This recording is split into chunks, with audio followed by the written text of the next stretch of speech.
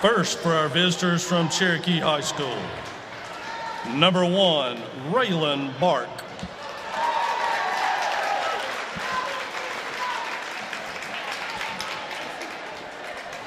Number 5, Jamie Lossy.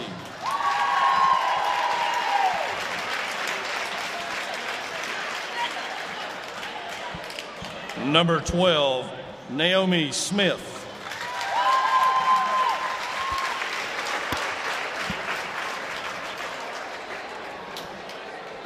Number 13, Deontay Toinita.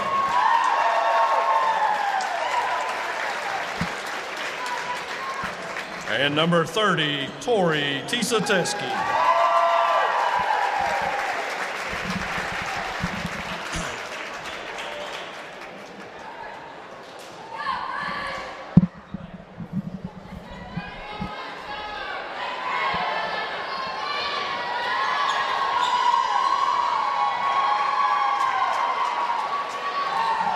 And now, for your Lady Devils, forward number 10, Ashton Yachts. Your other forward, number 14, a freshman, Savannah Smith.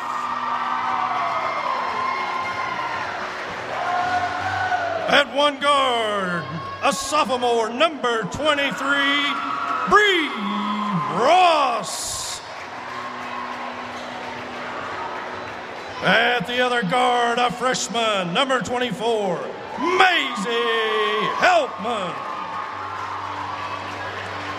And at center, junior, number 40, Taylor Collins.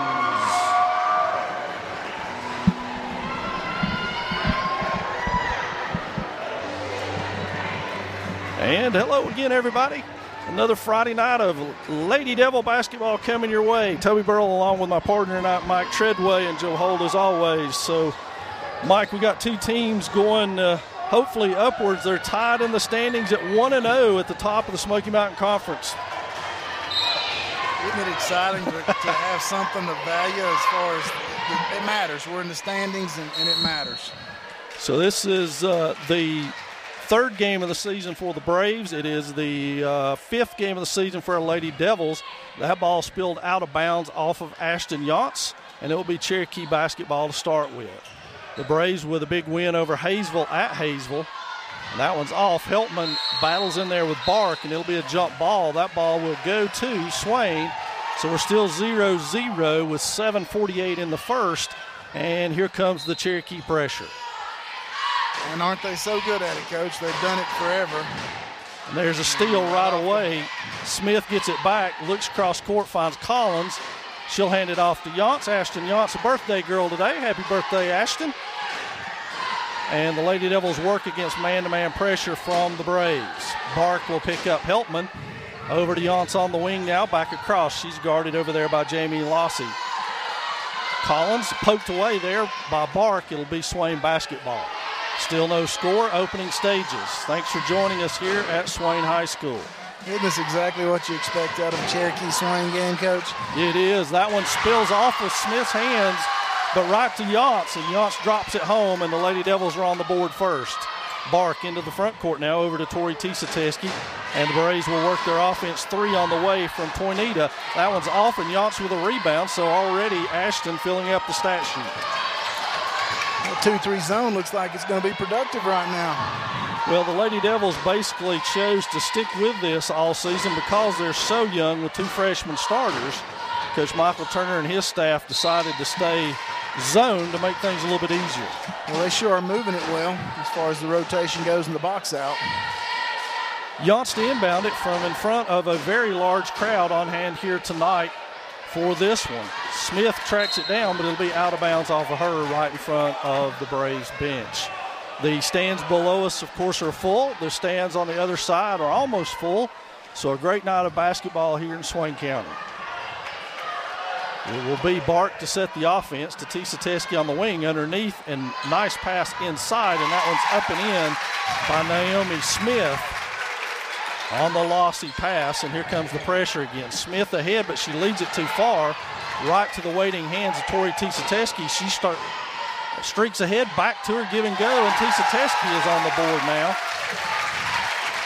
Looks like our youth showing just for a moment. Passed ahead to Collins. She goes ahead to Smith. Smith pulls up, shoots it, rolls out, but there's Heltman with the rebound pulled away from her by Tisa Teskey. And back down they come and set it back up. Oh, we didn't rotate back in time, Coach. Easy basket for Smith, her 4th point of the game. 6'2" Braves, and the pressure is bothering the Lady Devils. Ross sprints it ahead, now pulls back, finds Heltman over there. They've shared the point guard duties this year. Heltman looks inside, goes cross court to Ross. It's batted there, and now spills away from Ross. She falls and goes cross court. So another turnover without getting a shot off. The Lady Devils have only taken 2 so far. That pressure is something we're going to have to figure out because we know it's not going to relent. No, it's not. Tornita now brings it up over to Bark on the wing. They work against this zone inside. Spin up and in. Naomi Smith, 6 for Smith. In the early going, the Braves with 8. They pass it ahead. Now Taylor Collins takes over point guard duties. Something I'm sure Michael Turner doesn't want to see. Heltman with a 3 on the way. It's off. Batted out of bounds. Cherokee. It should be Swain basketball. So it'll be out of bounds right over in front of the home side. And Yance will do the honors. Taylor with good position inside, but Yance doesn't get the pass over Tisa Teskey, and she'll bring it ahead. Streaks ahead, Tornita, no check that. Naomi Smith with 8 points, and suddenly timeout Swain. It'll be a 30-second timeout as Coach Turner talks to his troops. That's a really good timeout right there, Coach. Well, it was a necessary timeout considering the pace of play and what was going on with the Braves attack as they've jumped out to a big lead here. As we said, they're 2-0 on this season. They went to Hayesville and posted 72 on the Jackets over there. And at the time, the Yellow Jackets were undefeated. So this is, again, a very good Cherokee Braves squad. Isn't it something? They always find a way to get those girls that can get up down the floor, they can shoot the ball, and more importantly, they can apply pressure all over the floor. And they're really not very big. If you look at them height-wise, number 5, Jamie Lossy, is 4'11", listed in the program. They have another one at 5 foot. That's Doodle Lossy, a freshman for them. And then Bark is 5'4", and Tornita's 5'3". So they're small, but they do a good job getting in the passing lanes, as you've already seen here tonight. Swain beats the pressure. Ross picks it up, but it's out of bounds off of Tornita over in front of the Swain crowd. So Yance will inbound it again. 10-2 your score, 4:45 remaining in your first period of play. Heltman comes off the pass. They try to run out of bounds, and it's poked away there by Tornita. She goes all the way to the hole and lays it in. And here come that press again. And 1-2-1-1. The big thing is they're getting inside to get shots in the paint. There's the first 3, and it's good by Tornita. So Heltman puts the ball on the floor and tries to dribble it up to Yance. Now Yance goes to her left, finds Ross, and Ross will bring it up and set the Swain offense. We're going to have to stay off of that sideline. They're just using that as another defender. And we've got a call, the first foul of the ball game. That's going to go against Jamie Lossy. And quickly into the Braves lineup will be Tigger King and Vivian Ross. So fresh troops for the Braves. The Lady Devils stick with their 5. Heltman with the ball up top now. She's picked up by Vivian Ross in the front court for the Braves.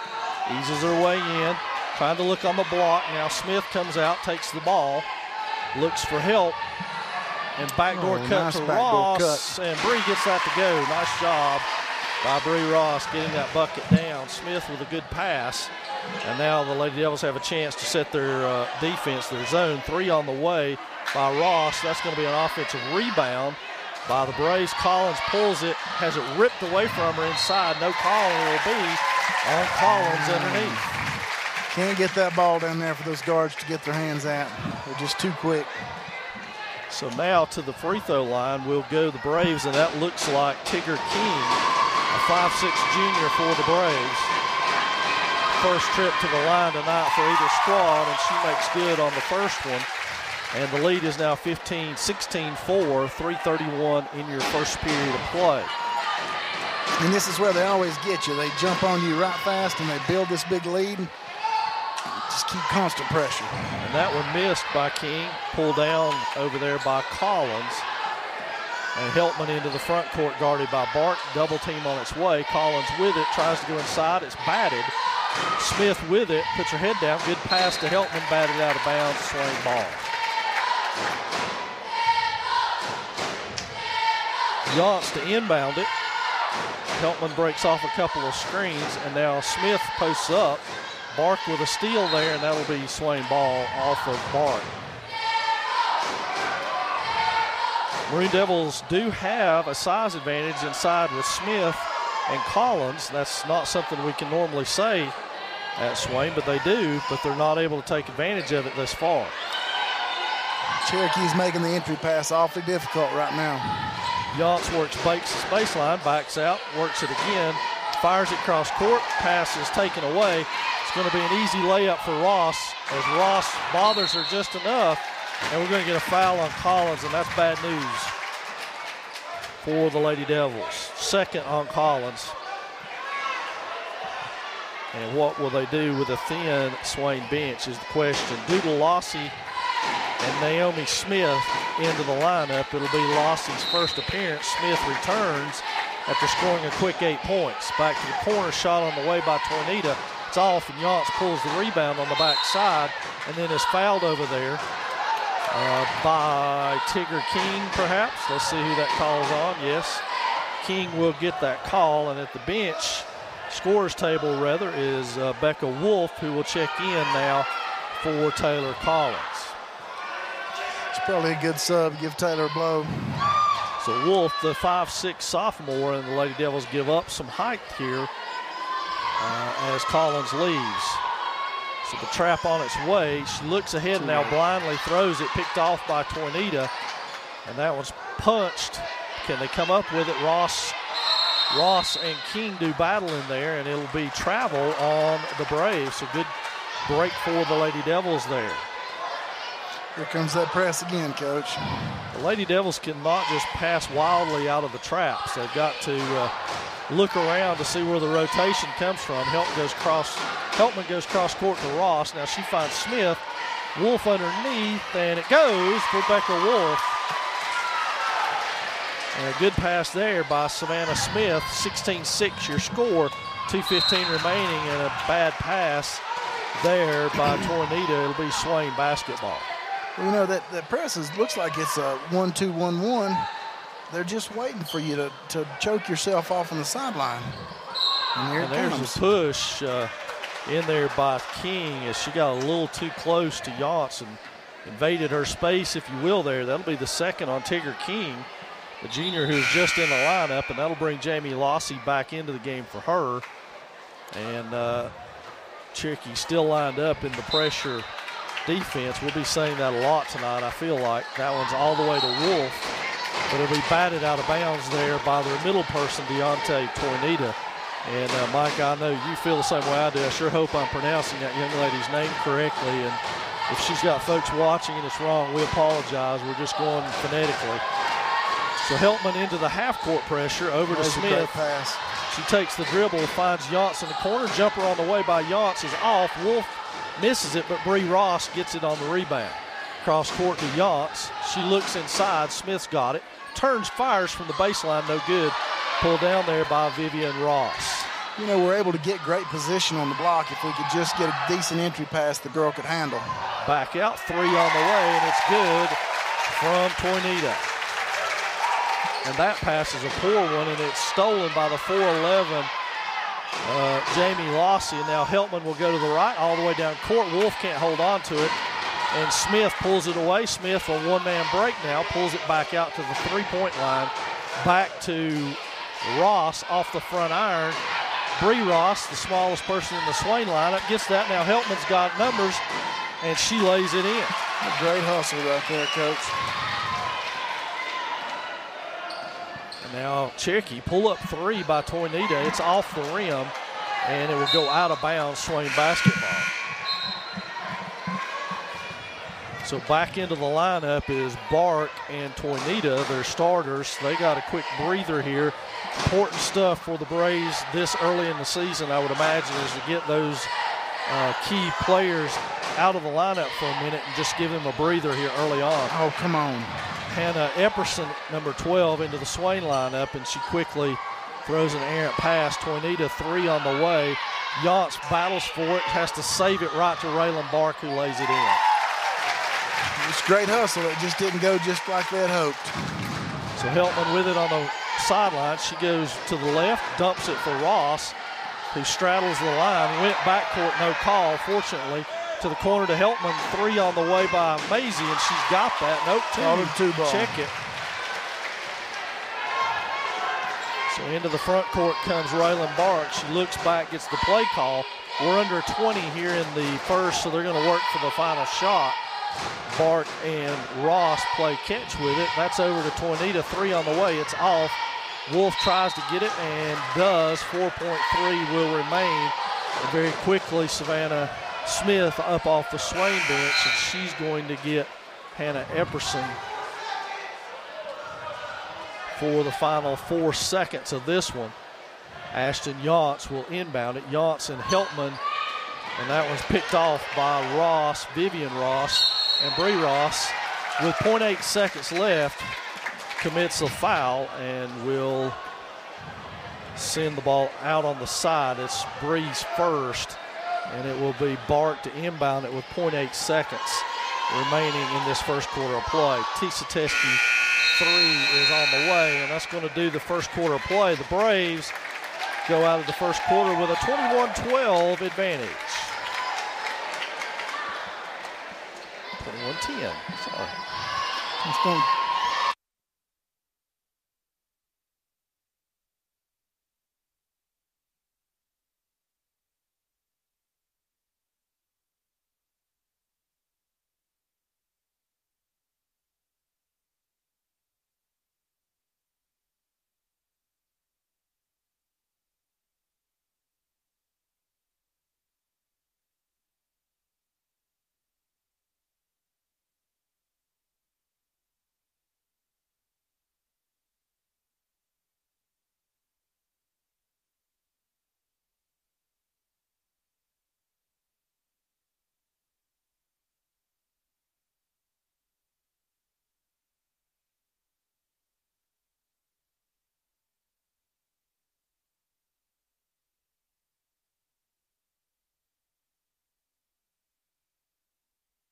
So we're set for second quarter play here. It'll be Cherokee basketball. Of course, that seems to be how it always works when you're down 11.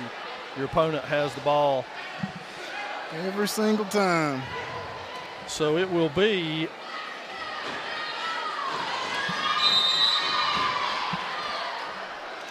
Cherokee inbounds the ball, half court, Coach. Here they come toward that 2-3 zone again. That's Bark with it up top. She works with Tisa Teskey. That's inside, back out to Tori T. Three on the way, and she doesn't miss many of those. She may have missed her allotment in the first quarter. So the pressure continues now, and then Ross to Heltman. Heltman on the run, cuts up court, and it goes off her foot, out of bounds. And that's a much better job handling the press that time, though, Coach. They moved the ball well and almost able to pull it off and go straight to the hole. I'll be honest with you, we've only done a couple of games now for this team, but it's that's a good block in there by Collins, who's back in the game. Yance tries to find an opening. But to finish my thought, even after those few games, it's hard for me to believe that Maisie Heltman is a freshman. Isn't it amazing? She's so fluid and so athletic. Well, that's great defense right there on the takeaway by Collins.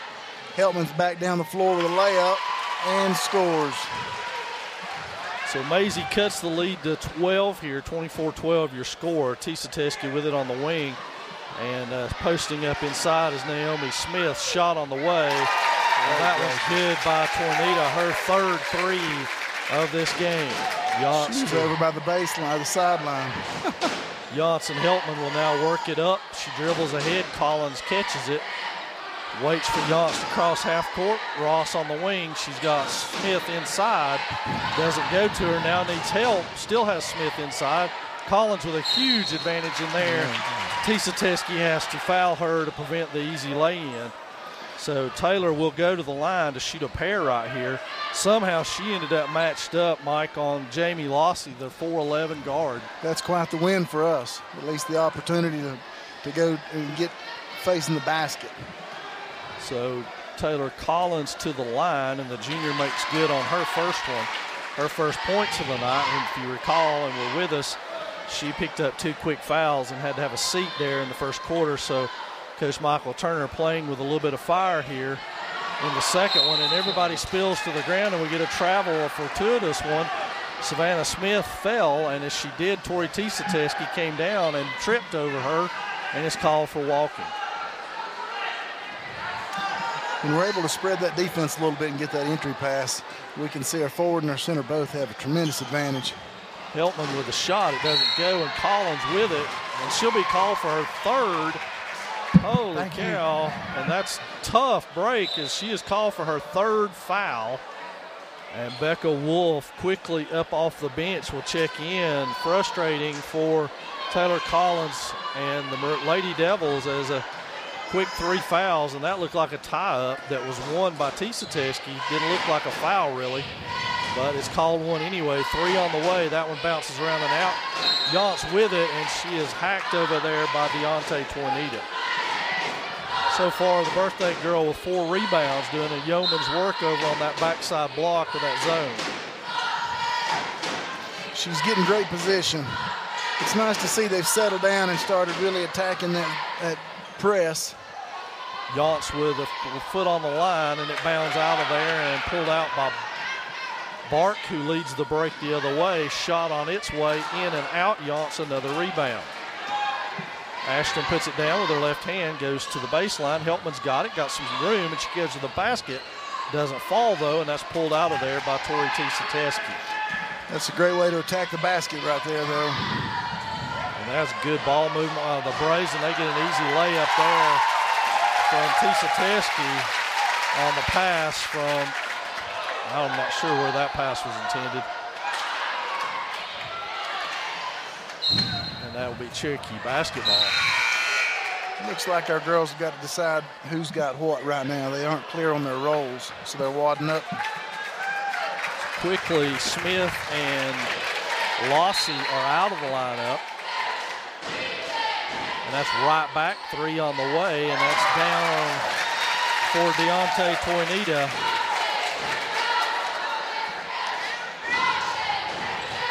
Heltman with it. She spins back to the right, goes up court, has 3 Braves on her, and that pass out of bounds off Smith. Lady Devils need to be a little stronger at the basketball at the point of attack. Yes, sir.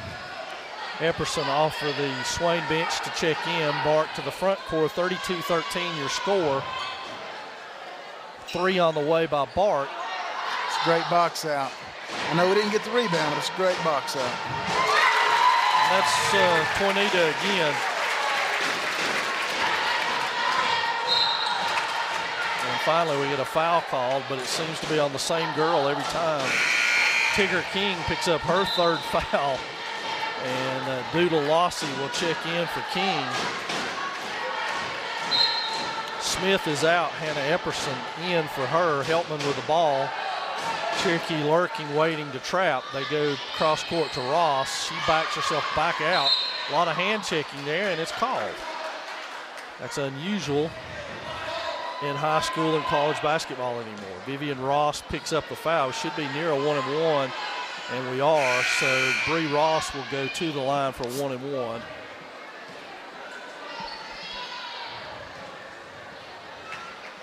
It's only the Lady Devils' 3rd and hopefully 4th free throw of the night. It's on the way, back rim, and we got a lane violation on Ross. So it'll be Braves basketball. Men's action coming up following this one. Stay with us for that. I imagine that'll be exciting. It should be a dandy. Cross for the Braves, and again, this time foot inside the line, and that one rolls around and out. Epperson battles for it. Nothing but yellow jerseys in there, though, Mike. The little Epperson girl's doing a great job fighting, though. She's gone from one side of the lane to the other and kept the ball alive for us until we drew the foul. And in that case, there were 3 yellow shirts underneath the basket and only Hannah Epperson at that point. So the Lady Devils got to do a concerted effort to get on that glass. Got to get a body on a body right there because Hannah can't box out all 3 of them. Becca Wolf to the line for the 1-and-1. High arcing shot, nothing but net for Becca. So great job. She'll earn herself a second one, and now she has 3 points on the day.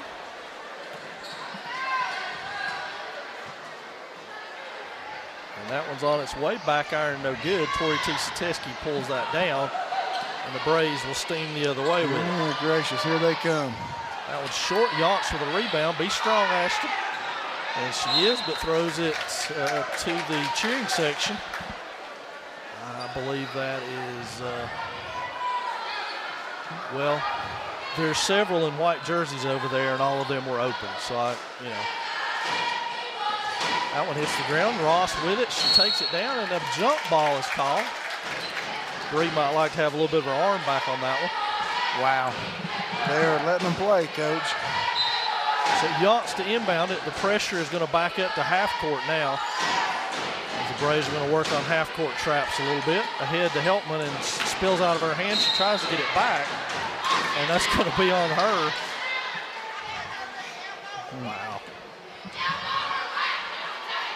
So it will be Braves basketball. Inbounding it will be Naomi Smith.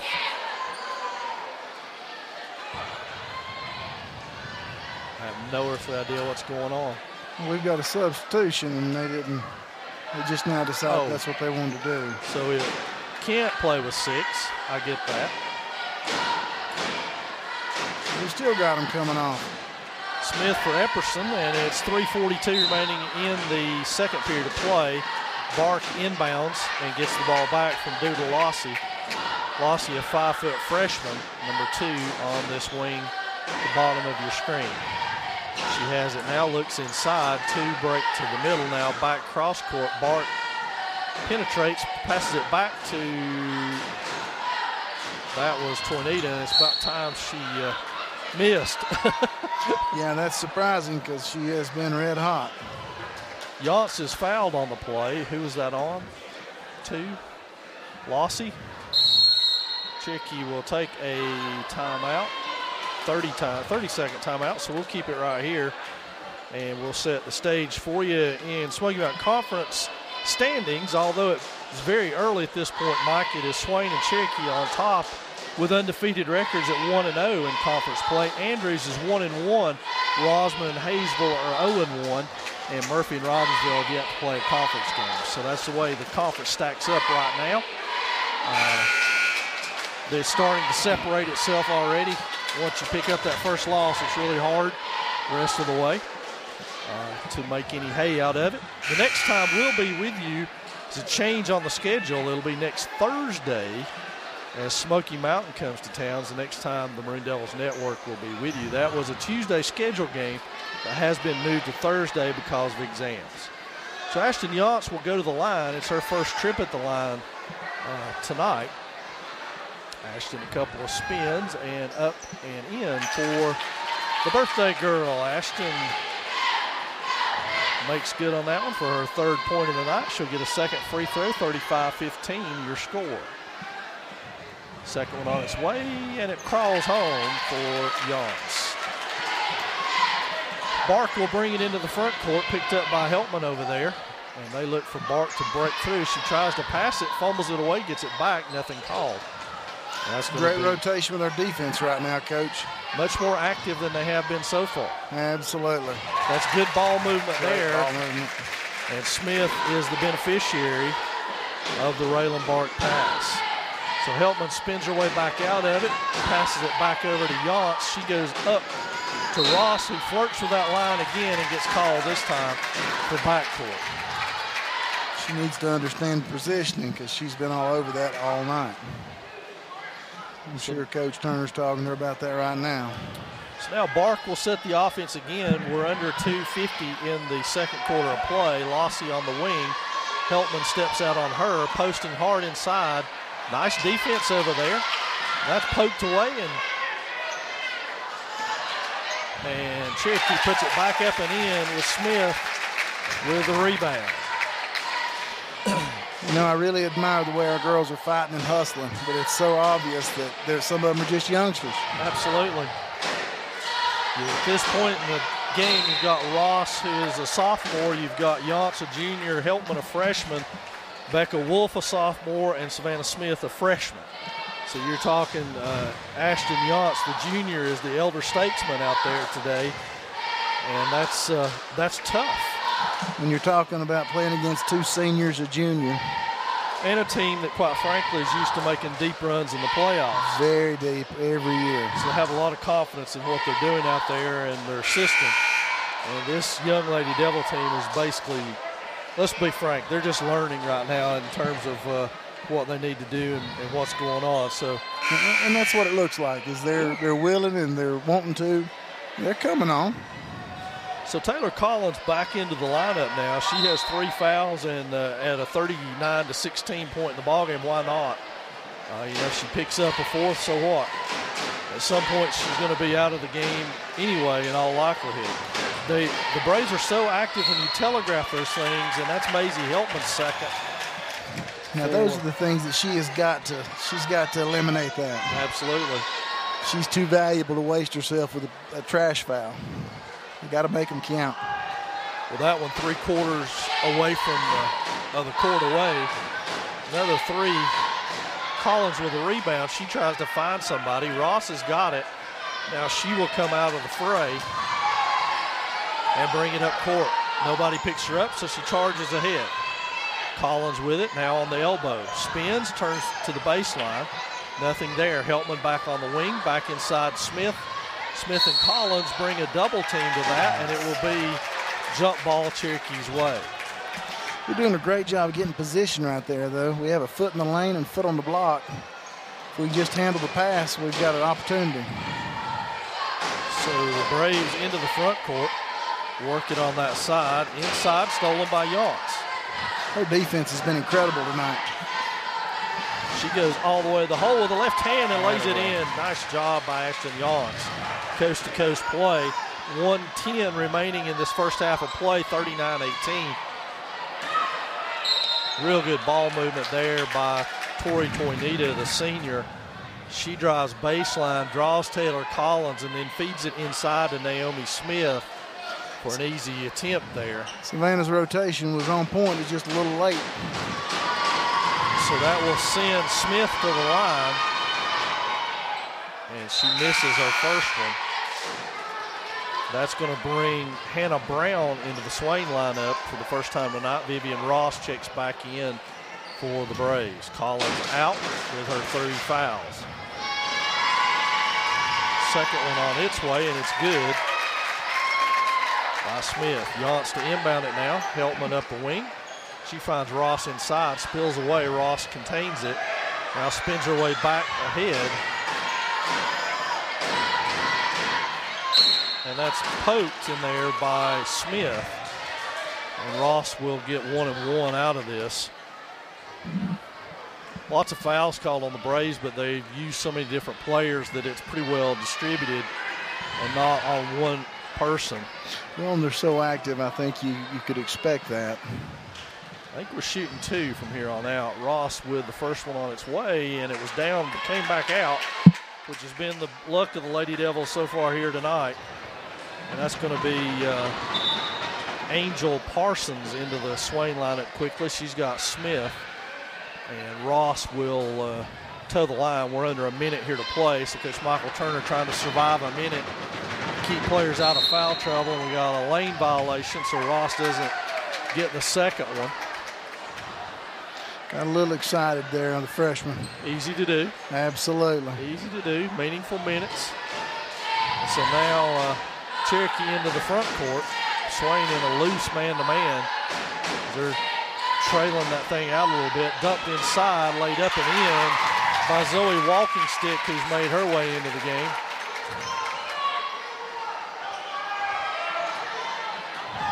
Ross ahead with it, spills away, but Brown picks it up.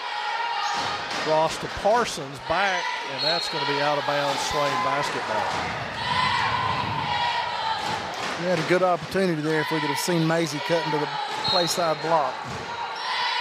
So we basically have 3 freshmen, a junior, and a sophomore in the lineup. Ross with it, up and off. She catches that one back almost off her nose and now tries to improve herself, and it's going to be a whistle for a walk. So Savannah Smith got herself a sip of water, and now she heads back to the bench for defensive purposes. Is waved in. She's going to get Heltman out, as Maisie has picked up 2 fouls, and with under 20 seconds left in this and probably just this possession, it's not worth risking a 3rd foul on her. No, she's been one of the catalysts so far.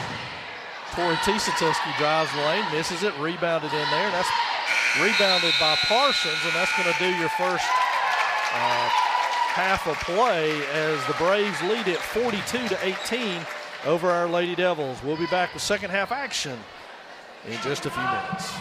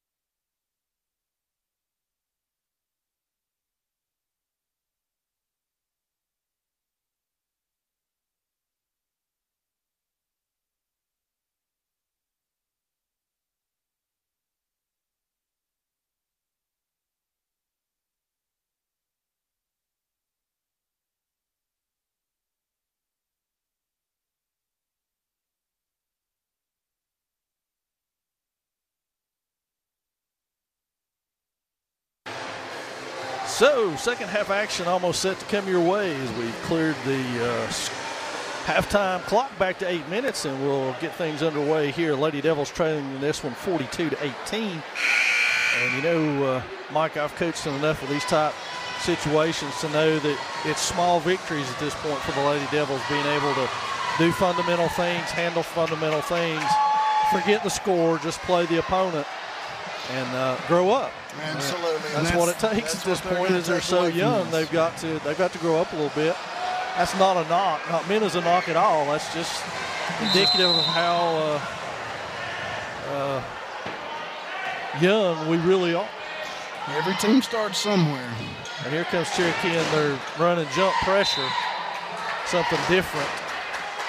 Coach Turner imploring his girls to be strong with the basketball, something that they struggled with in the first half. Heltman on the front, over to Yance. Yance looks inside, batted away, but right to Heltman, and Heltman lays it in. That's a great way to start second half right there. So into the front court come the Braves now, and the Lady Devils zone got a lot more aggressive near the end of the second quarter and made the Braves work really hard for what they got. There's another case with a walk right there, 3 seconds, that'll work, turnover, and a stop. As we said, it's got to be the small victories. That's a victory right there. That is absolutely a win. If our girls can take that as the opportunity that it is. Oh, we got away with one. It's batted out of bounds over there by Deontay Tornita, who led all scorers with 17 points in the first half. They will wait for Heltman to cross midcourt and then try to trap her. They go high-low. There's Collins down low. She backs her way in, lays it up and in. Nicely done. She had great position right there, Coach. Great position. So now the Lady Devils on a 4-0 run to open the second half and playing much better. They go inside, kicked back outside. Bart to the corner. They look inside again. Collins getting strong inside there. Smith with the rebound. Finds Heltman picked out of there by Tornita, and she lays it in. Now we're back to the full court trap.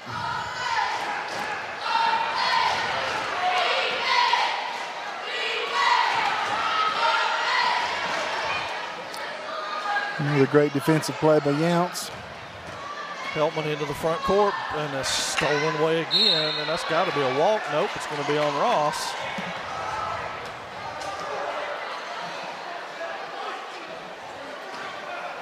And her fundamental takeaway right there has to be come to the basketball. Don't stand back and wait.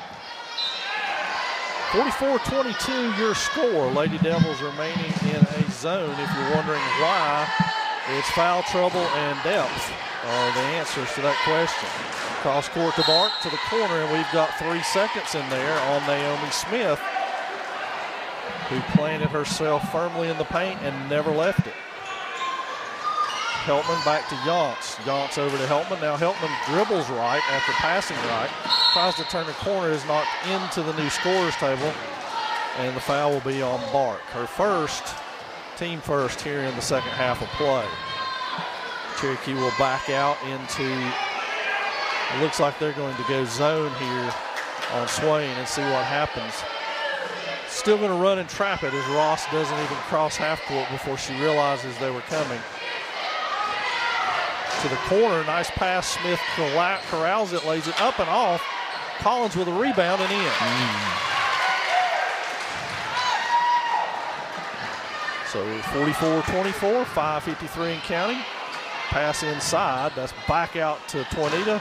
3 on the way, that one rattles around and off. Savannah Smith with a rebound, batted away. Ross pulls it, hang on Bree, hang on.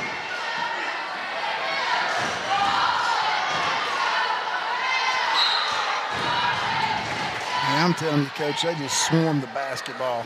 Yeah, it has to be unnerving as a guard trying to handle and dribble around that mess. Well, the hardest part about it all is you got to get your head up and see people around you, and that's really hard to do. It takes experience to do that. This is not something that Swain has had to deal with in a few years because they had Lindsay Hicks who would control the pressure and take that part out of it. And now they basically are going without a true point guard as Yance, Ross, and Heltman kind of share the ball and responsibilities. Smith called on that flyby. reaching in and punching at the ball. Her second, team second.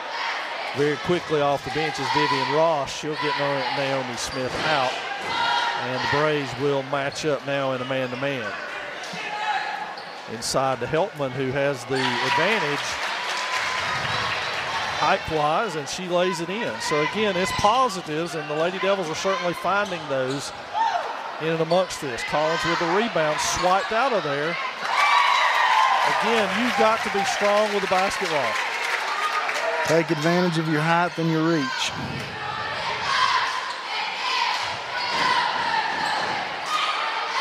Great ball movement. Swain just needs to keep focusing on doing those things, and everything will be okay.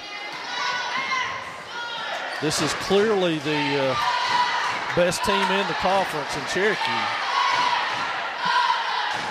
Pisatesky's three on the way down, and Heltman with a rebound after it was pushed away, and then she fumbles it away. Double dribble, no call. Back up top, over to the wing. Three on the way, and that's back iron, no good. Heltman with another rebound. Down the floor she goes for the layup. Oh, just off the iron. A lot of contact, and then we get the call on Smith reaching in. Oh, sub at the scores table. I didn't see her. Becca Wolf sneaks into the game, literally. Still 20 for the lead for the Braves. It's 3:58 and counting in the third period of play. To the corner, back inside to Tornita. They go right after Collins. And Ross without numbers, but takes it back out, resets things. None of her scorers joined her down the floor that time. Yeah. They were all winded. So Yance surviving a series of hand checks there. Inside to Collins, she backs herself in, shot up and good. Great play. Done. Great play. So Taylor Collins reaping some dividends down inside with her 7th point. 48-30 your score now. Fast approaching 3 minutes remaining in the third. Oh, what a great pass. That was a good no-look pass. Ross tries to win that battle and reverses herself back out of it. Heltman hustles to the ball but can't get it, and now it'll be a head for the Braves, and that one goes in for Vivian Ross.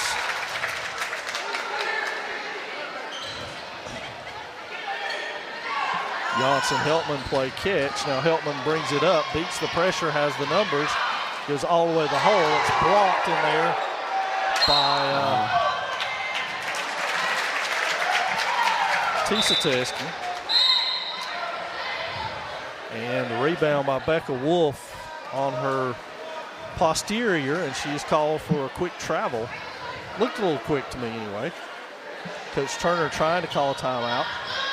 We have 5 Braves on the court, and that's all they're allowed. Feels like they've been playing with 7 all night. They should get around like there's that extra few.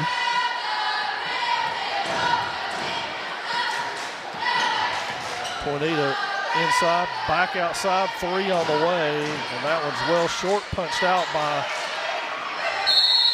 Collins, and we got a jump ball as Wolf and Heltman spill to the floor with Tigger King. And Ayanna West, with her first action tonight, gets in the game here, and it'll be Cherokee basketball. Again, another outstanding crowd on hand for this contest. 3 in the corner, that one's off. West tries to get it, is fouled on the play. That'll be on Vivian Ross. Of course, fans just joining us may not know Ayanna's story. Ayanna started for this team as a sophomore, was lost all of last season with a torn ACL, and as you can see is wearing the heavy brace on that, and is that one tried to pass but punched out of the way, and now here come the Braves and laid in there by Tigger King before I could even finish my story on Ayanna. But she this year is noticeably favoring still that right knee, and we hope she'll be able to get herself into some type of playing shape before too much longer, because she has some skills that will help this team. Oh, absolutely. She's an incredible athlete. Speaking of incredible athletes, Maisie Heltman with another lay-in, 54-34 your score. We're almost at a minute left in the third period of play. That one kicked, no call. How can you not call that kick? That one falls.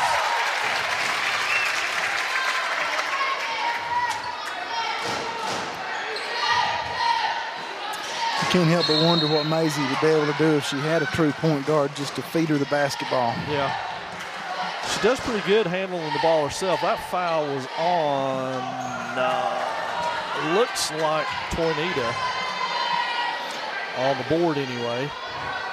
And so now they will back out of that. Looks like they're going to either run and jump this or just play straight zone. It's a straight zone. Collins on the wing, back to Yance up top. Yance looks things over, puts the ball on the floor, gets all the way to the hole. Looked like it was a foul, no foul called. West, Yance, and Smith spilled to the floor over there trying to get it, and it'll be Swain basketball. So Yance is going to inbound it against this Cherokee zone. Heltman tries to go out, and Wolf and Heltman run into each other. It'll be Cherokee ball. So quickly, Savannah Smith up off the Swain bench. We're to 49 seconds left in this third period of play. Down low, shot off the front rim. West with the rebound, and she has it punched out of bounds. And three new players in. It'll be Parsons, Smith, and Ross. West, Wolf, and Yance will get a breather here. 41 seconds remaining in the first period of play. Parsons inbounds to Heltman, who looks up court, finds Collins. Collins to Smith. Smith tries to shoot and gets it to go. So Savannah with her fourth point on her toughest shot of the night. That was an athletic play. And that's off. Look ahead, Ross, 20 seconds and counting if you're wondering. She's got Heltman on the wing, covered by Tori T. Kicks it inside. Collins has got it, looks at Smith, back over to Ross on the wing. It's batted out of bounds over there by Zoe Walkingston. Hey, they don't give you two looks. No, you got to make sure that first one counts. And somehow that's going to end up Cherokee ball. Oh, wow. How did that happen? Well, they need to look at the replay on that, because that was clearly off the Braves. 7 seconds left. Smith almost with a pick there of her own. 3.3 left in that. Taylor Collins tying her shoe here. 56-36 with 3 seconds in the third left.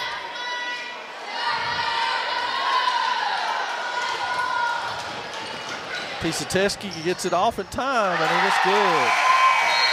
Tori Tisateski makes good right before the end of the quarter. And the Braves lead it 58-36, but we'll be back with the final final eight right after this.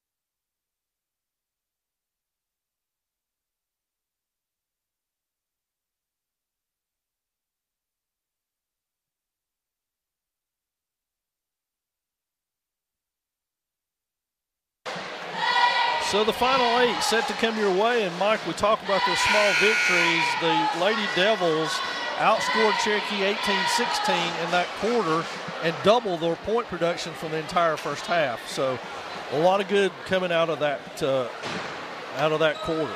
Absolutely. And if you can figure out how to be able to weather that first period and come out of it with something that matters.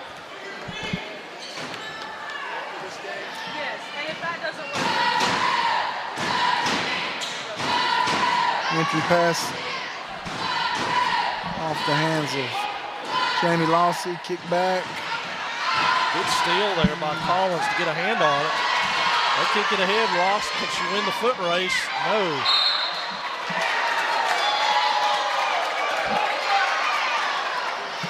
Everything worked great right up till the finish. 3 on the way from Tisa-Teske, and she decides enough's enough of this mess. And I would have to say, going on a limb here, a couple of games in the conference, but Tori Tisa-Teske has got to be one of the front runners for Conference Player of the Year if these Braves hang on and do what we expect them to do in conference, because she has been good for them for 4 years now. Oh, absolutely. She's been incredible. And while she's not led them in scoring tonight, she can score when she wants to, just to remind us of that. That one's punched by Cherokee. Don't save it. She doesn't know that yet. So the Braves now with the basketball, 63-36. They've opened up a 5-0 run here to start the fourth by getting that player involved from the outside, making an 8-0 run. No pressure. It'll be half-court variety. Don't think they've let up. They haven't. And they won't. No. Absolutely not who they are. Hard man-to-man outside. Collins tries to go inside. Nice spin move. Oh, that's a great move. Smith with a rebound. She charges the other way. There are Lady Devils back, and Bart can't run that one down. So a turnover. I don't know if the clock is supposed to continue running at this point, but it is. And so Swain now to attack the full court man-to-man or half-court man-to-man pressure.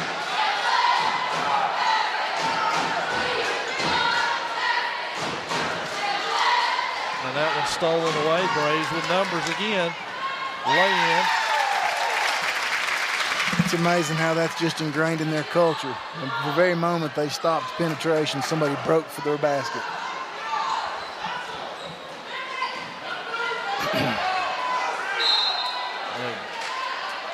Smart move by the Savvy Jr. over there to bounce it off for a Brave and retain possession. 5:39 remaining in this one. And we got a foul on the play. It looked to me like Smith got her on the arm and may call Tisa-Teske. They do. That's her second. Collins back to the line where she made 1 of 2 in the first half. She's got that one. 8 points now for Taylor to go along with 8 rebounds, a block shot, and a steal. So productive night despite the foul trouble that she encountered and had to sit for a little bit there in the first half of play. Our girls they've not quit fighting. No. And another block. So Heltman with numbers. That was blocked by Bart. What a great no-look pass. Allowed Tisa-Teske to score another one. So Ross out on the perimeter now, working hard. Finds Yachts, leads her to the basket. Ashton all the way in. It's blocked up inside by Smith. No good. Collins rips it away and lays it in. Great job by Taylor.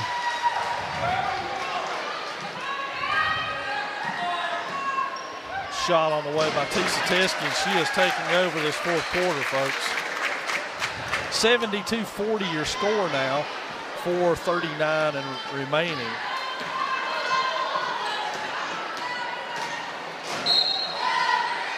Fouled on the floor. That's going to be on Jamie Lossy. Her second. Fresh troops into the Braves lineup. It'll be everybody out.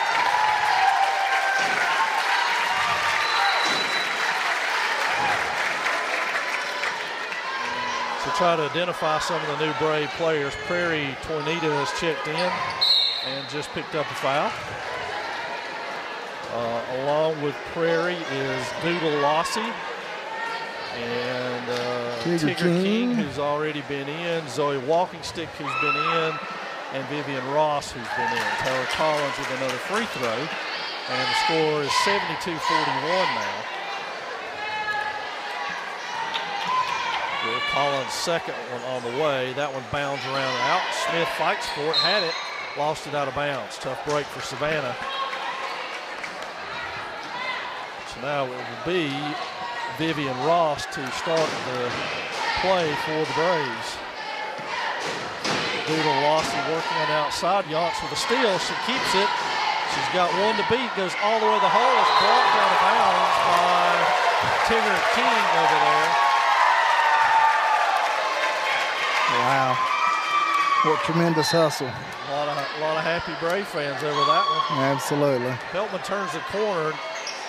Doesn't get it to go, and out of there comes King with it. She'll race the other way. Collins runs ahead to try to stop her. And she has it blocked. Let's see who that was on.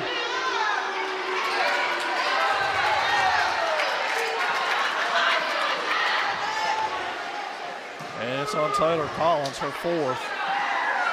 I think actually that was probably Bree Ross underneath, and Collins with a clean block. Yeah.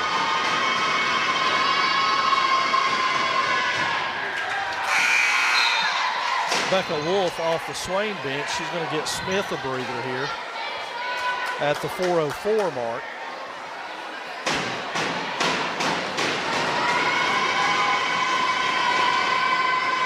Second one on the way is good from King. Yonts to inbound it. Pressure is backed out of. Cherokee will go straight man-to-man now as Heltman brings it up.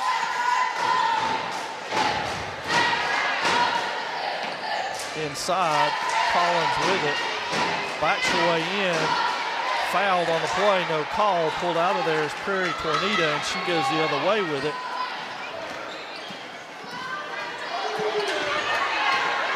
To the corner. Three on the way. It's off, rebounded by Collins again. Ross lays it in. 73-43 your score. 3:22 remaining in this one. Boys game coming up. Following the warm-ups for that one. Shot is up and off. Yonts with a rebound. She takes it the other way. Pulls it back out to Ross. He works up top, back to Yonts. Yonts has got a clear path to the basket, lays it in. And good for two. Good for her. She's been doing yeoman work in that rebounding tonight. I've got her up to 9. Smith to check back in for Yonts at the 2:51 mark. As I said, Yonts with 8 points, 9 rebounds by my count unofficially.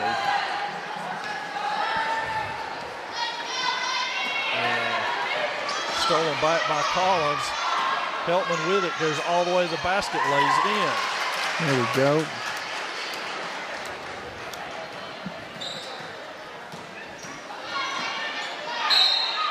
And a foul from the outside. How in the world did they call that on? Odd he can make that call from up here on the wing, and she's on the low block away from her. Taylor has fouled out of this game at the 2:29 mark. Does so with 12 points, 11 rebounds, 3 steals, 2 blocks, and 2 assists. Unofficially.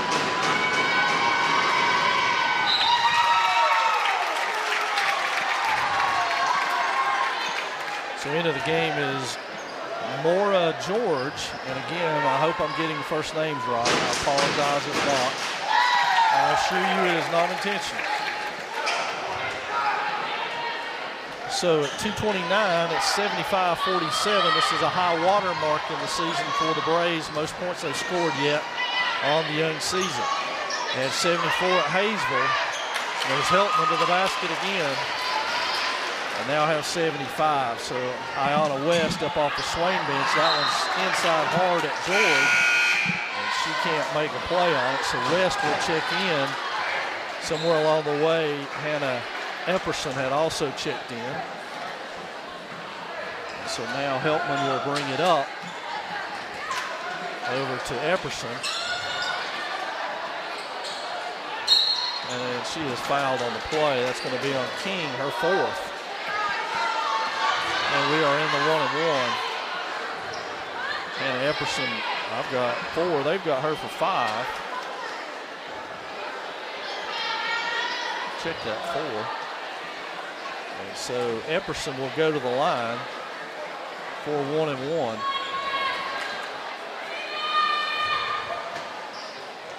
That one is off. Wolf is called for the foul.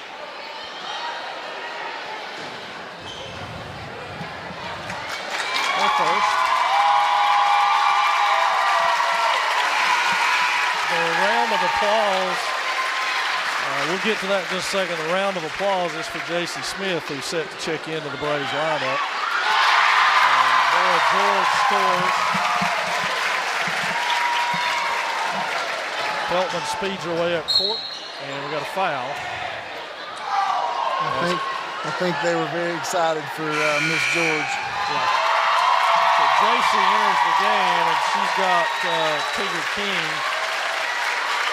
J.C., of course, who went to elementary school here at Swain, has a big contingent here of fans for her from Swain as well as Cherokee. And she gets into the ball game. Let's hope she gets some points out of it.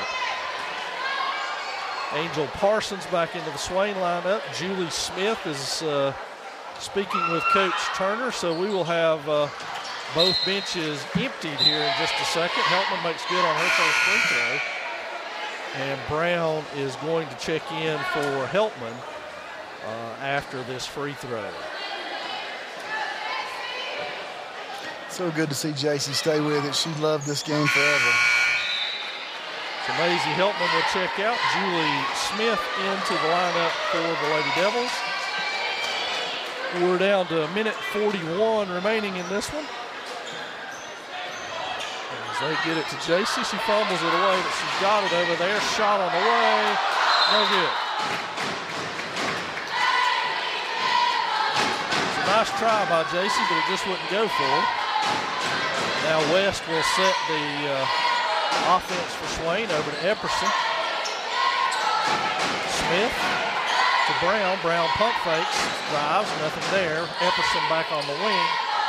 Over to Parsons. Parsons now dribbles it. Goes cross court. Epperson's got it. Shot on the way for 3 is off the back iron, good, and J.C. with the rebound. She's going the whole way, and a nice carry down in there doesn't go for her. And that was pulled out of there by Parsons. You know that's good to see, Coach. Any one of our girls could have taken that ball away from her, it looked like, and they certainly didn't. I think they were actually setting some pretty good screens for her, to be honest. Yep. Oh, and Anna turns it over. Nice steal by J.C. 3 on the way. Oh, almost. We give it to her again. J.C. fires just off. That's laid in over there by, what number is that? 15. Prairie Tornado with her first bucket. Anna kicks it over to Julie Smith. Smith guarded hard over there. Parsons with it on the wing. Back up top to Brown. Smith on the wing. Inside to Brown. Pulls it back out. Moves herself around. Nice pass. Parsons shot on the way. Down but wouldn't go. Dacey's got 5 to go. She fires. Oh! Almost goes. That's going to do it here. And this one as the Lady Devils fall 79-51 to an undefeated Cherokee team. We'll be back in about 8 minutes with the men's game.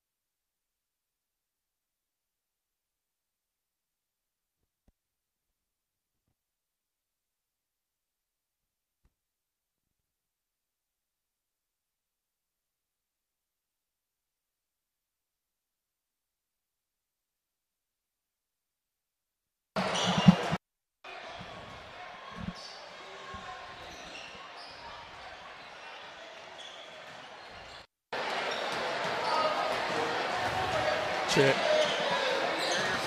Check. I don't hear myself. Do you hear anything? I can hear the court noise. Yeah, I can hear the crowd noise is all I can hear.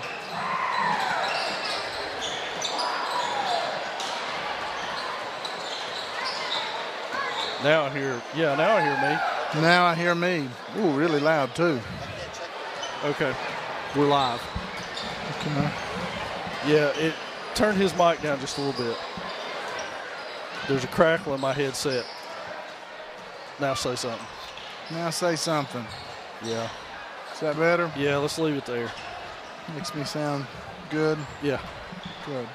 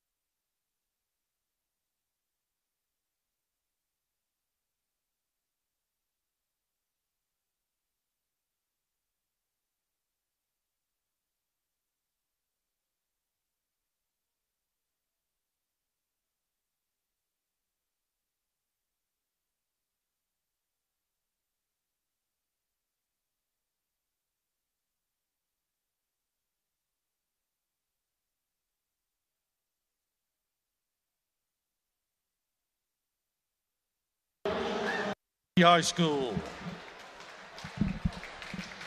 Number 3, Ethan Crow.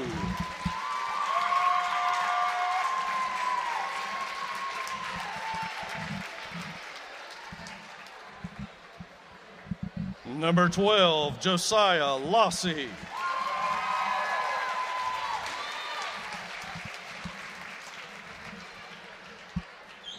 Number 15, Blake Smith.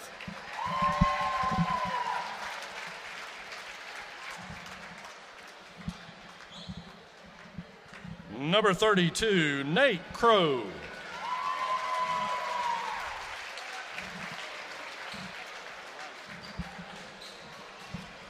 And number 34, Sterling Santa Maria.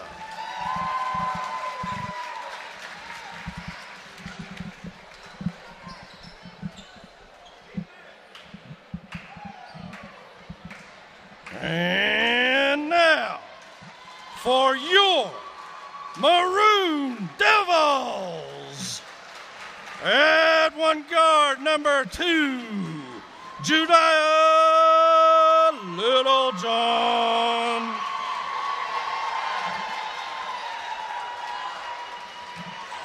At the other guard, a senior, number 25, Bradley Vestal. At the other guard, number 20, Gage Southerns.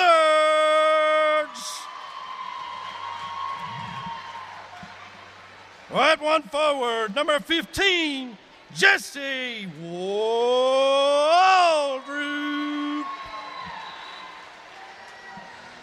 And your center, number 12, Zeke Bradley.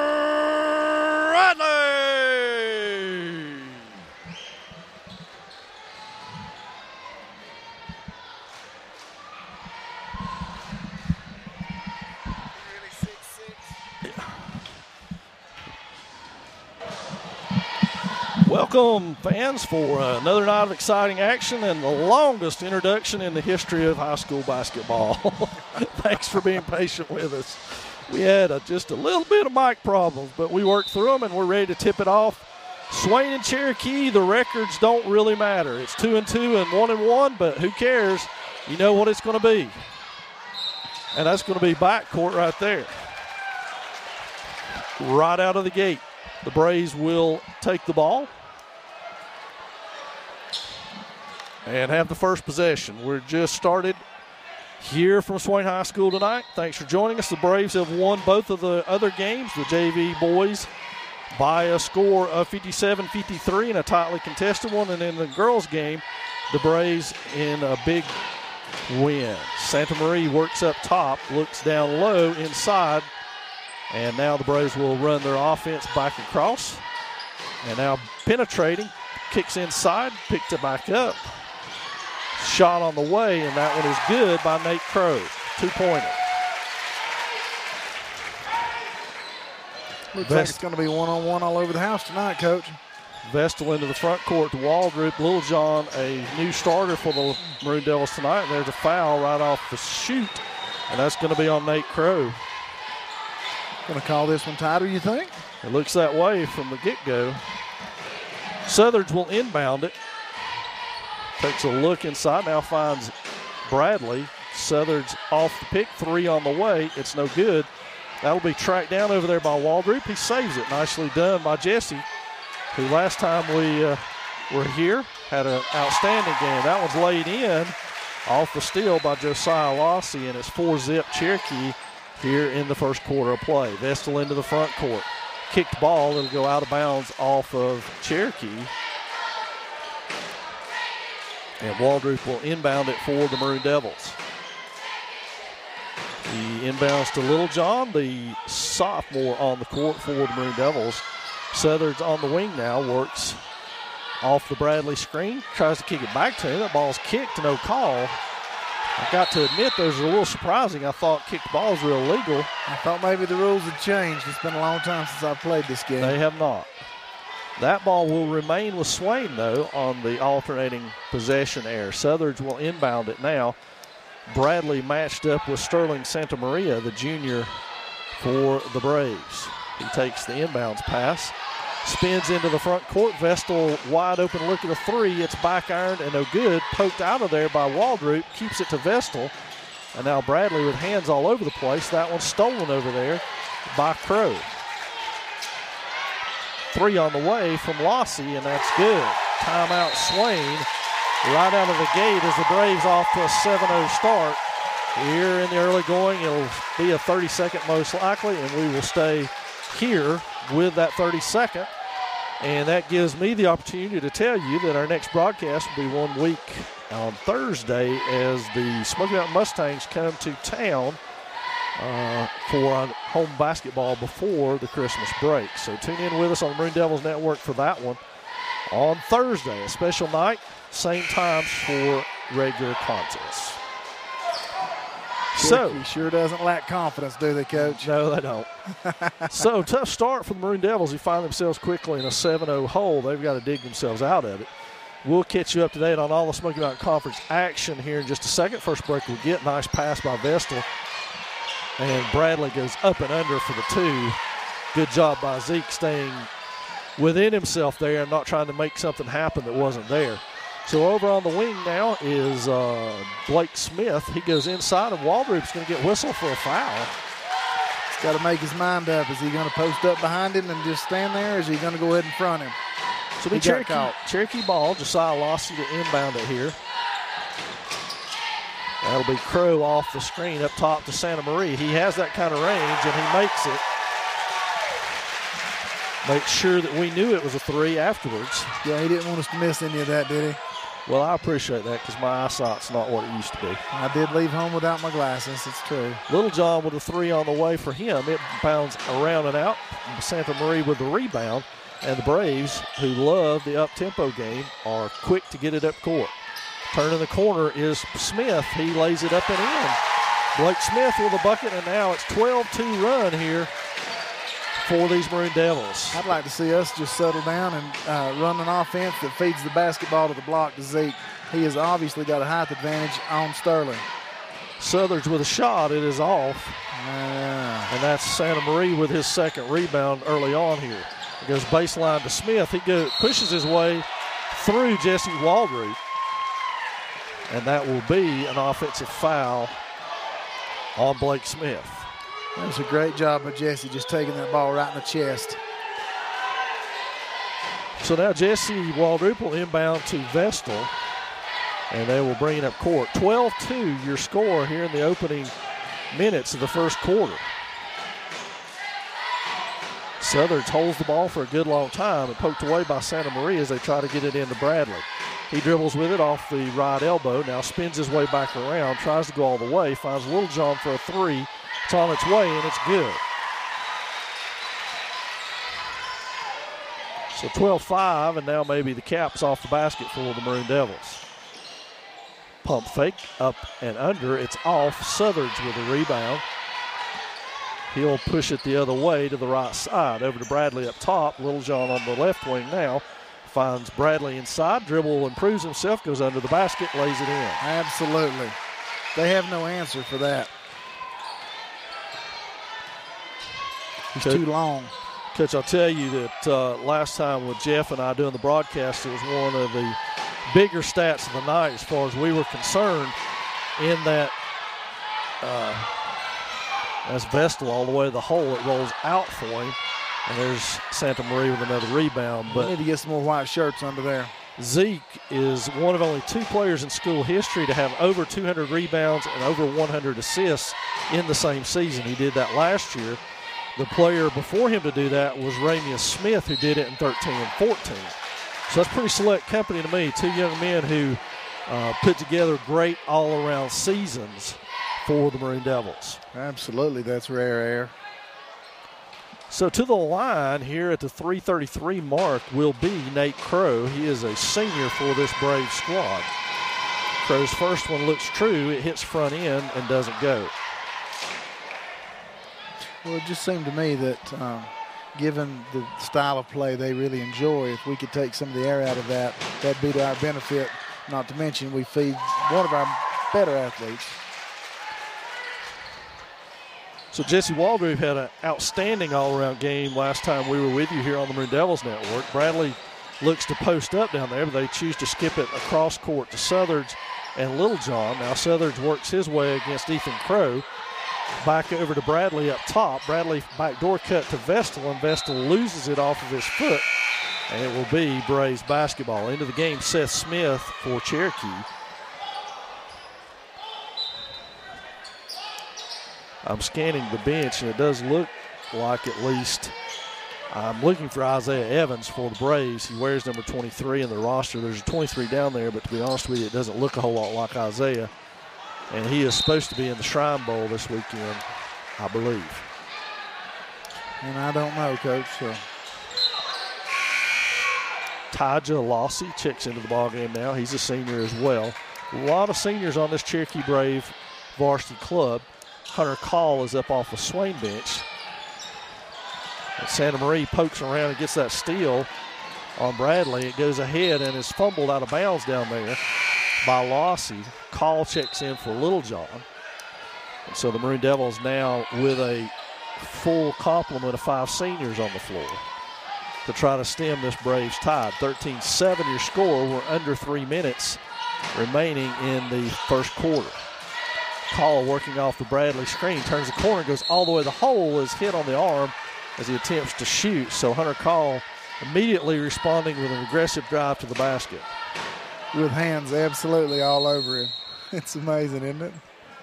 And we got, what do we got? Timeout? 30-second timeout. We'll keep it here. Let's talk about the Smoky Mountain Conference standings. The Andrews Wildcats are in a great position. They're 2-0 to start the season, 3-0 overall. And they and Cherokee are in first place in the Smoky Mountain Conference. The Braves are 1-0. They've only played one conference game, winning that one over Hayesville.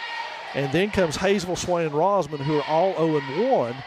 And behind that, of course, Robbinsville and Murphy have yet to play in the Smoky Mountain Conference basketball. So already a congregated pack here, but the Wildcats jump out in front of this thing in the early going. That's really interesting. Coach Manley going over, and already you start to see some difference in their approach. Well, and it was the Wildcats who beat the Maroon Devils earlier this week over there, 63-53 at Andrews. That's Swain's only loss in conference play. Hunter Call banks the first one home, and he's on the board. 13-7 your score. He'll have a second one for his troubles now. And that one's up and rolls around and out. Poked out of there. Oh, just missed by Waldrop. And Smith tried to grab it. Waldrop had control of it and couldn't hold on. It'll be Cherokee basketball. So Lossy will set the offense for the Braves, clad in yellow tonight. The Maroon Devils in their white. And he'll work off the screen. Bradley turns him back to the other side. They switch right back to the original way they were. Now he tries to go baseline. Nothing there. Cross-court pass. And Blake Smith could not hold on to that one. It'll be Swain basketball. So now we got a break in the clock. It's 13-12 on one, 13-7 on the other. What have you got, Joe? 13-8 is what Joe's got. And we had some difficulties clockwise in our last home game as well. And so hopefully we can put these things behind us and get the score straightened out at 13-8. Scotty McMahon digging underneath the brand new scores table, which is quite fantastic. You need to come out, catch a Maroon Devil basketball game in person to see the new scores table.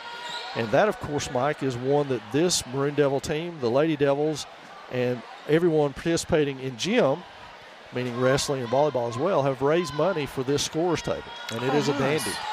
Nice. It actually has a video board on the front. You can actually watch video on it. It's that good. Oh, that's nice. Does the conference allow that now? Well, you couldn't do it during the middle of the game, but what you can do right now is run ads or whatnot during the game. Very nice. Like a professional place, and it's great looking. They look inside now as we return to action to Bradley. Waldrop looks back door. Now Bradley poked away by Sterling Santa Maria, and every time Zeke gets the ball, it looks like he's going to be double-teamed. Vestal inside hangs in the air and gets that one to go. And that's how Zeke ends up with assist, because that was a good pass, and Bradley Vestal made good on it. To the corner. Beneficiary of it. Inside, that was partially blocked by Bradley, pulled out of there by Vestal. Now Bradley up top works inside. Bradley spins his way in and gets it to go. Zeke Bradley now with 6. Nice pass from Southards to set that up. And we're at 13-12 on the scoreboard now, and I believe that to be correct. That's handed off, spun inside. Again, jump stop, Santa Maria. Good look at a jumper, can't get it to go. Bradley does what he does so well, which is throw long outlet passes. Southards fights, gets that ball. We got a foul called. And let's see who that's on. Gold 12. So that's going to be on Josiah Lossy. That's 2 on him. Foul trouble, probably not a whole lot of an issue for the Braves as they have 16 players out here on the floor dressed and ready to play tonight. So Southards 3 on the way, gets knocked into the first row, and it is short. Here come the Braves the other way. Ball fake, penetrate. And Nick Millsaps will see his first action along with Bobby Crow. Bradley will take a seat, as will Josiah Lossy.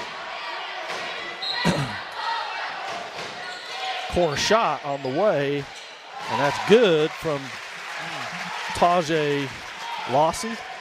I'm not sure on that first name. Sorry, folks. Millsaps with a screen out there for Call. He tries to turn the corner on Smith and does all the way to the hole, and his undercut lays it in. Hunter Call with a big basket there, and he gets fouled on the play. The basket is good. The foul is on Lossy, and Call will go to the line. Colby Taylor off the Swain bench quickly, and he will set to check in if they will allow him. Taylor is in for Vestal. And so now Hunter Call will try to cap off the traditional three-point play, and he does. Braves into the front court now with Blake Smith controlling the ball out top. Hands off to Lossy. They look at Santa Maria underneath, and he misses the point-blank shot, but gets his own rebound back and puts it in. Colby Taylor will bring it up. No, he passes over to Waldrop. He brings it up court. Hands it off to Southards. Southards looks for a screen from Millsaps, goes the other way. Pull-up jumper. Again, he is knocked to the floor, and it goes for a chance at a three-point play. Gage Southards also with a chance here. Santa Maria picks up his first.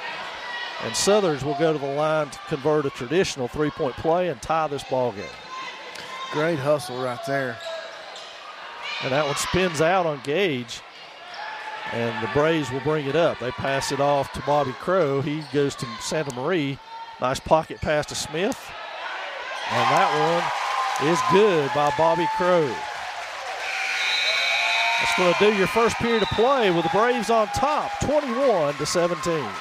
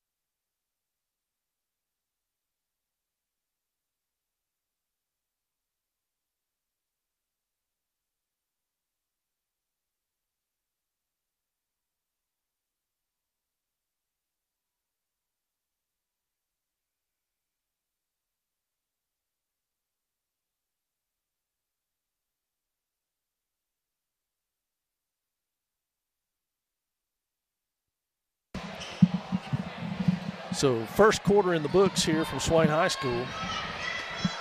21-17, your score will be Braves basketball to open. No foul trouble for the Maroon Devils. Only 2 fouls called against us, one on Waldrop, one on Vestal. The Braves have accumulated 5 or 6 now and probably close to the 1-1. And that's going to be the first on Bradley.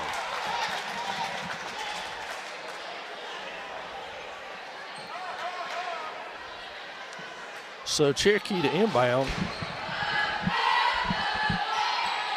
It'll be Bobby Crow to do the honors.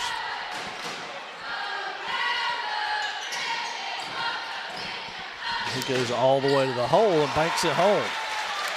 Blake Smith. He had no worries about Big Zeke standing in there, did he? Nope. To open the second quarter, and there's the ball kicked several times. Vestal tries to control the dribble and can't. There's another kicked ball. They don't call that anymore, Coach. Obviously, there's a new rule on that I'm unaware of. No look pass by Southern, spills off, and here comes Lossy with it. Back up top, Santa Maria ball fakes, goes by. Pass spilled off of Seth Smith into Gage Southard's. Littlejohn with it back up top to Waldrop, and they've spun all the way around now.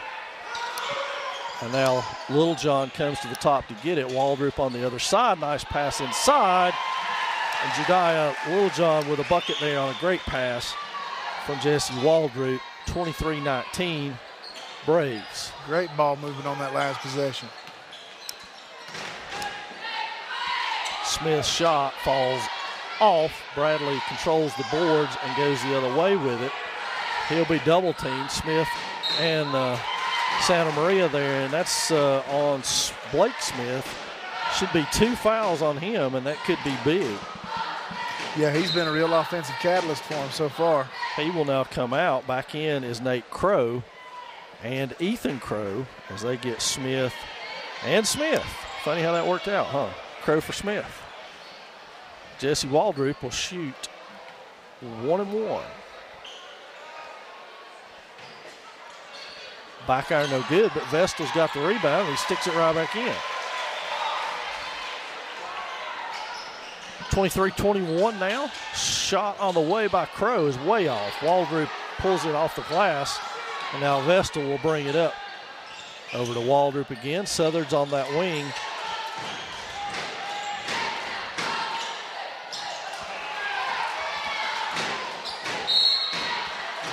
And Bradley goes all the way to the hole, is hammered from behind by Ethan Crow. I think that's a shooting foul, but it should be 1-1 nonetheless for Zeke. Zeke was 6 so far in the game.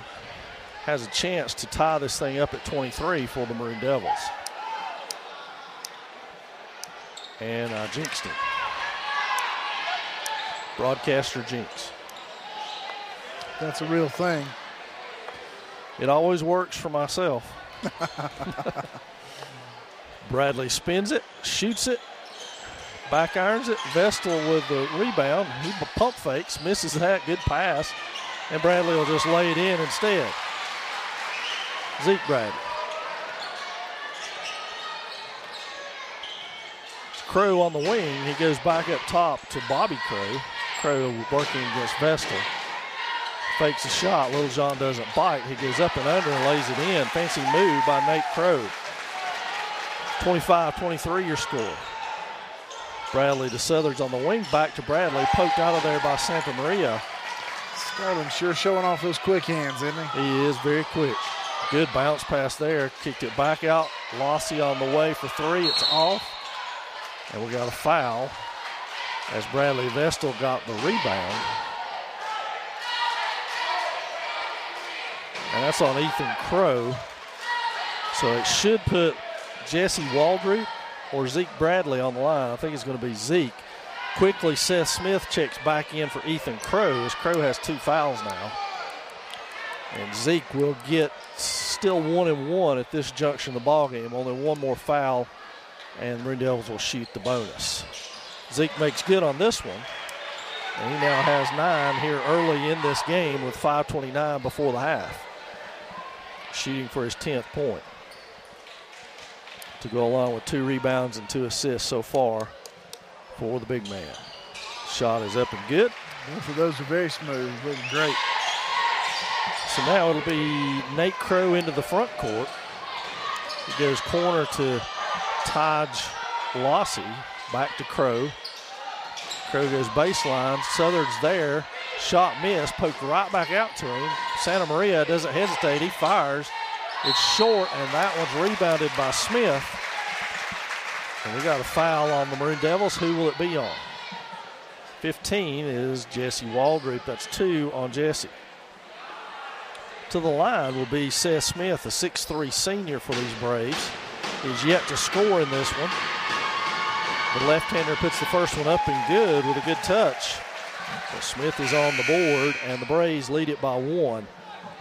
Josiah Lossy with 2 fouls. He checks right back in for Bobby Crow. And Hunter Call is going to get Little John out of the lineup. So Smith will get a second one for his troubles.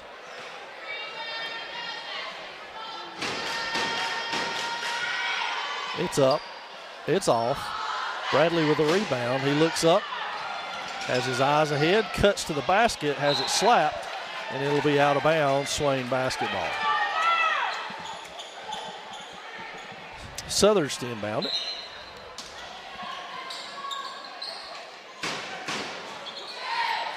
And that one's turned over as Lossy picks it up. Smith couldn't hold on to that one. He had an easy layup if he could have. Good pass in there by Lossy, but Smith unable to hold on. It's fortuitous for the Maroon Devils, who trail by 1, 4:52 and ticking now. Bradley posted up on the block. Southers goes backdoor over the call on the wing from Waldrop. He goes left-handed around, and Santa Maria blocks that one out of bounds. Swain basketball. It was great penetration right there.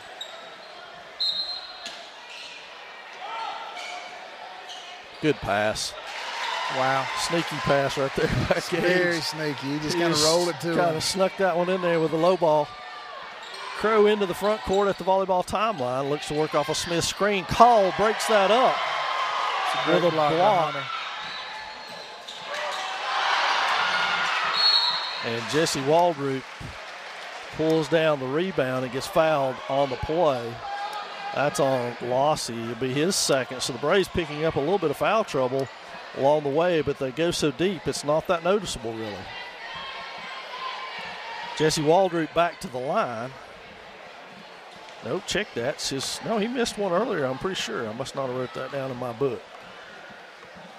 Jesse now should shoot 2 at this juncture. That one is all the way down and comes out.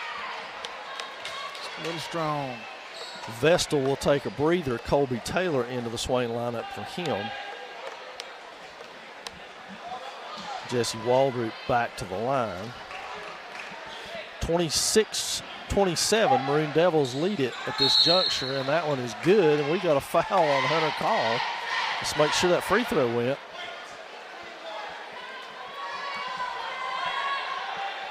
Yeah, the free throw was good by Waldrop.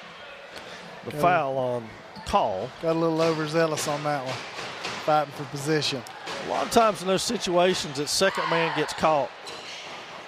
Top deal. That one all the way to the hole by Lossy, and he's going to get fouled by Taylor.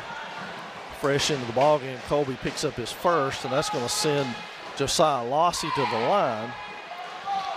He has 5 points thus far. The Braves trail it by 2. The first one too hard and out for Lossy. Vestal right back in for Taylor. And Lossy will shoot a second one now. On its way and good. Vestal up the home side, looks inside, back out to Waldrop. Backdoor cut by Call. Southern's matched up with Santa Maria. Strange matchup.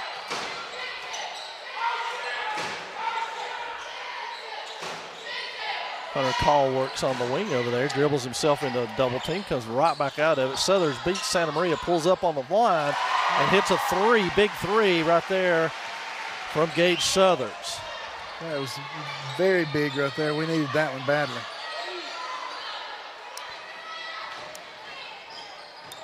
And now the Braves work over on the wing, the home side wing for us. Blows by and lays it in. No foul call. That's Josiah Lossy. Interesting how Coach Hogner doesn't press like the Braves have in the past. with their varsity boys. That's a jump ball. It'll go Swain's way. Gage is going to inbound it here. Ball swings around to Hunter, back to Gage in the corner. I think we got an offensive foul over there, and if that's on Waldrop, which it is, that's his third. Wow. Very quickly, Jack Stuckey up off the Swain bench, and will check in for Jesse Waldrop, who is the only Maroon Devil in serious foul trouble with 3. But we are in the 1-and-1 right here. It's a player control foul, though, folks. You don't get to shoot for offensive fouls. Getting pretty deep in the rule book now on me, Coach. Santa Maria takes the ball all the way around, spins off, finds himself wide open, goes to the hole, misses it, bounds back to him, he misses it again, and he tracks it down in the corner and is able to get out of there with it, and Vestal will get called with a foul.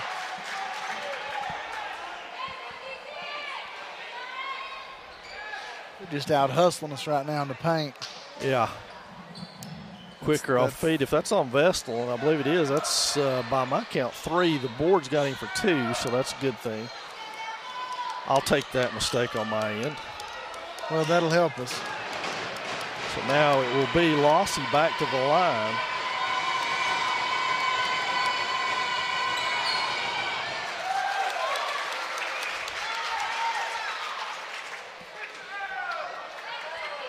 This Braves offense of penetrate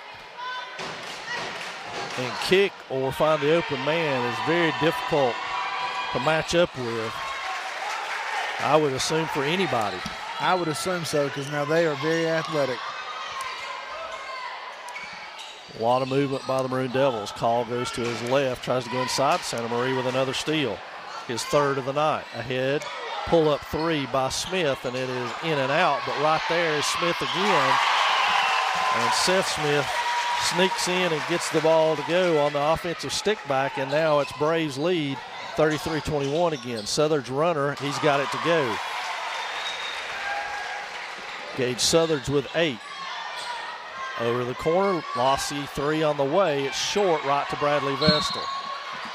And Vestal stays strong with the ball, Mike, and that's one of the things we saw our girls unable to do in the girls' game, being strong with the ball, and the foul is called. If they're going to call it that close, then you got to be able to hang on to the basketball. Otherwise, you don't get that call. They just get the tip away. So it should be 2 shots here for Bradley Vestal. Again, Friday night in Bryson City, we got a large crowd on hand. And they have been thoroughly entertained so far in this one as the Maroon Devils take the lead again at 34-33. Vestal's second one on the way now. Back iron no good. Stuckey fights with Smith, but Smith comes away with it. Yeah, if you can't enjoy this one, you just don't like basketball. So Smith and Lossy work out there. They're looking for Santa Maria, posting up Jack Stuckey down low. That one's dumped off, and that'll be on Stuckey. Should be on Stuckey, let me say. Let's hope so, because the alternative that's is a problem. Trying to talk me into it.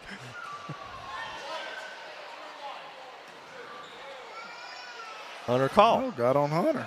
Okay. Okay, I didn't even see him in the picture, but okay. So Smith will go back to the line where he made 1 a minute ago. That one is front iron no good. Nick Millsap's in for the Maroon Devils. He's going to get Stuckey. Which should put Zeke back on with Sterling, and Big Nick will go with 25. That's a better matchup for us. I think so too. That shot is off. Bradley gets the rebound. And he will go into the front court past Crow now all the way. Kicks it across court, but Lossy gets a finger on it but can't do anything more. It's like we talked about earlier, Coach. You get 1 look. You don't get 2. Gage Southard's from the very corner of the Cherokee side of things, and he will not be able to get it in. No, he does, and it goes off of Bradley out of bounds. And got to position yourself to give you a little room to work. You can't have your toes right on the line. So here, Santa Maria will inbound it to Lossy. And into the ball game will be Jacob Waldrop. He's going to get Millsaps. And so again, it's trying to find that matchup for Santa Maria. So Jacob Waldrop will get the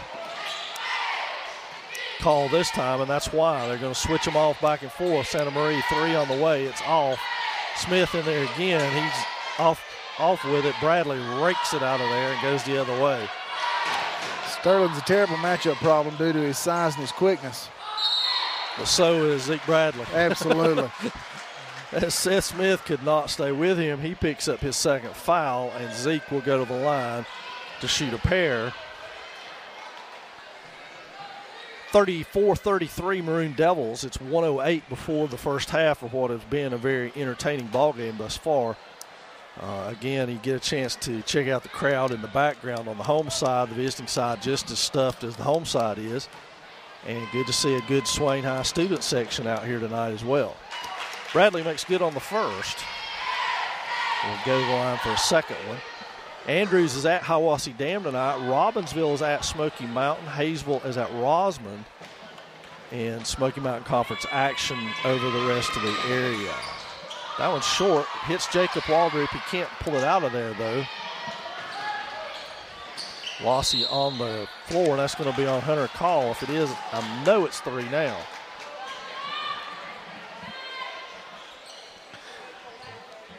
So McMahon will go back to Littlejohn, the sophomore. And to the line is Josiah Lossy again, who's kind of lived there the last 3 minutes or so of this ball game.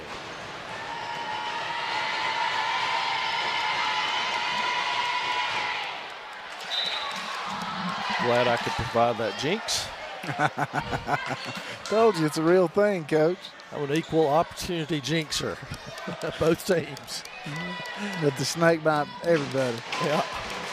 Lossy to the line for second one. And it's good. Into the ball game, it'll be Crow. And Swain leads it by 1 now. Waldrop inbounds to Vestal, who will bring it up court. Inside to Bradley, poked away again by Santa Maria, who's just been phenomenal. It's got to be about, 8 or 10 pokeaways. I got 4 steals on my stat sheet. Crow to Lossy. He works against Southern, picks it back off to Smith, and we're going to walk. That's a good call. In today's game, that doesn't get called very often, that extra step that Just the stutter. pros take to get your feet ready to shoot. Has filtered its way down, and it's a walk. And that was a good call. So Vestal will work now against Smith as he brings it to the timeline, spins his way back out. Waldrop spins it around to the other side. Littlejohn with the dribble. Crosses himself, goes inside, and is fouled on the play. And if that's on Smith, that'll be 3 on him. And that could prove large. It is on Smith, as he is a man who has been called upon to guard Zeke Bradley a lot tonight. And Jediah Littlejohn will go to the free throw line now. Makes good on the first one. 6 for Jediah. Into the ball game for the first time is Chris Johnson, another 6'3", so obviously height's not that big a problem. Not an issue. They're all juniors or seniors, and they're all tall. It's kind of like Alabama. We're just going to put another 5-star recruit in for that one. Yeah. We're under 30 seconds now in this first half. The Maroon Devils with a 3-point advantage. Sterling St. Marie works outside. On the switch, they leave Crow wide open. Southard's with the rebound, and he will go the other way with it now. Finds Bradley. Good pass inside to Waldrop. Tries to back his way in. Finds Littlejohn. Step back 3 on its way, and it's good. Oh, By Jediah. And that's going to do your first half of play with the Maroon Devils taking a 40-34 advantage on that last 3 by Littlejohn into halftime. what an entertaining half, folks. We'll be back with second half action. Keep an eye on the clock.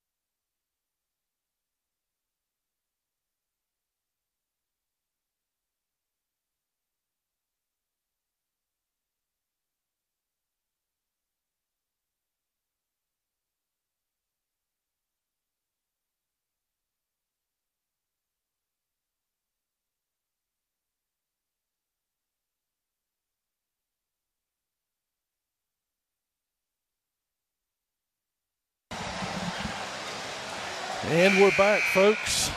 I think. Yeah, there we are. Yes. Couldn't hear my mic there for a minute. It's been microphone night here at Swain High School tonight. Not necessarily our headsets, but with the microphones themselves. Announcement that any car that's parked back here behind the Freshman Academy building. Heard that.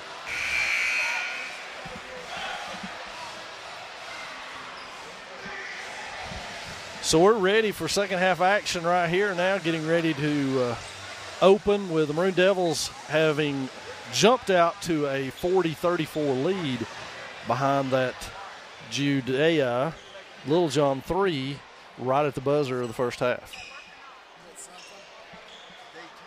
Okay. So we are discussing something at the scorer's table. I'm not sure what. As we do that, it looks like both teams are set to open the second half with their starting lineups. So, what have we got? Looks as though we're going to shoot a technical foul. Maybe. I don't know.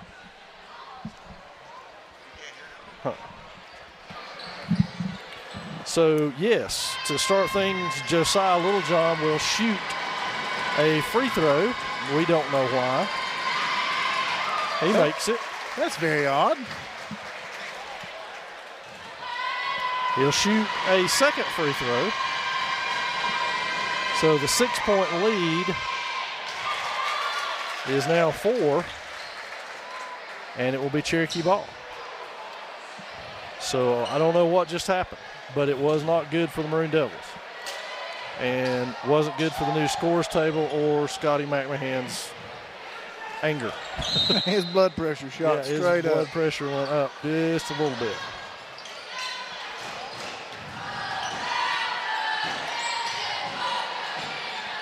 So the Braves work the ball here. 7:50 remaining in this. Cutter to the hole. That was a walk, and they got it. You can't jump stop twice. I know that much. And now we're going to come back over and talk again.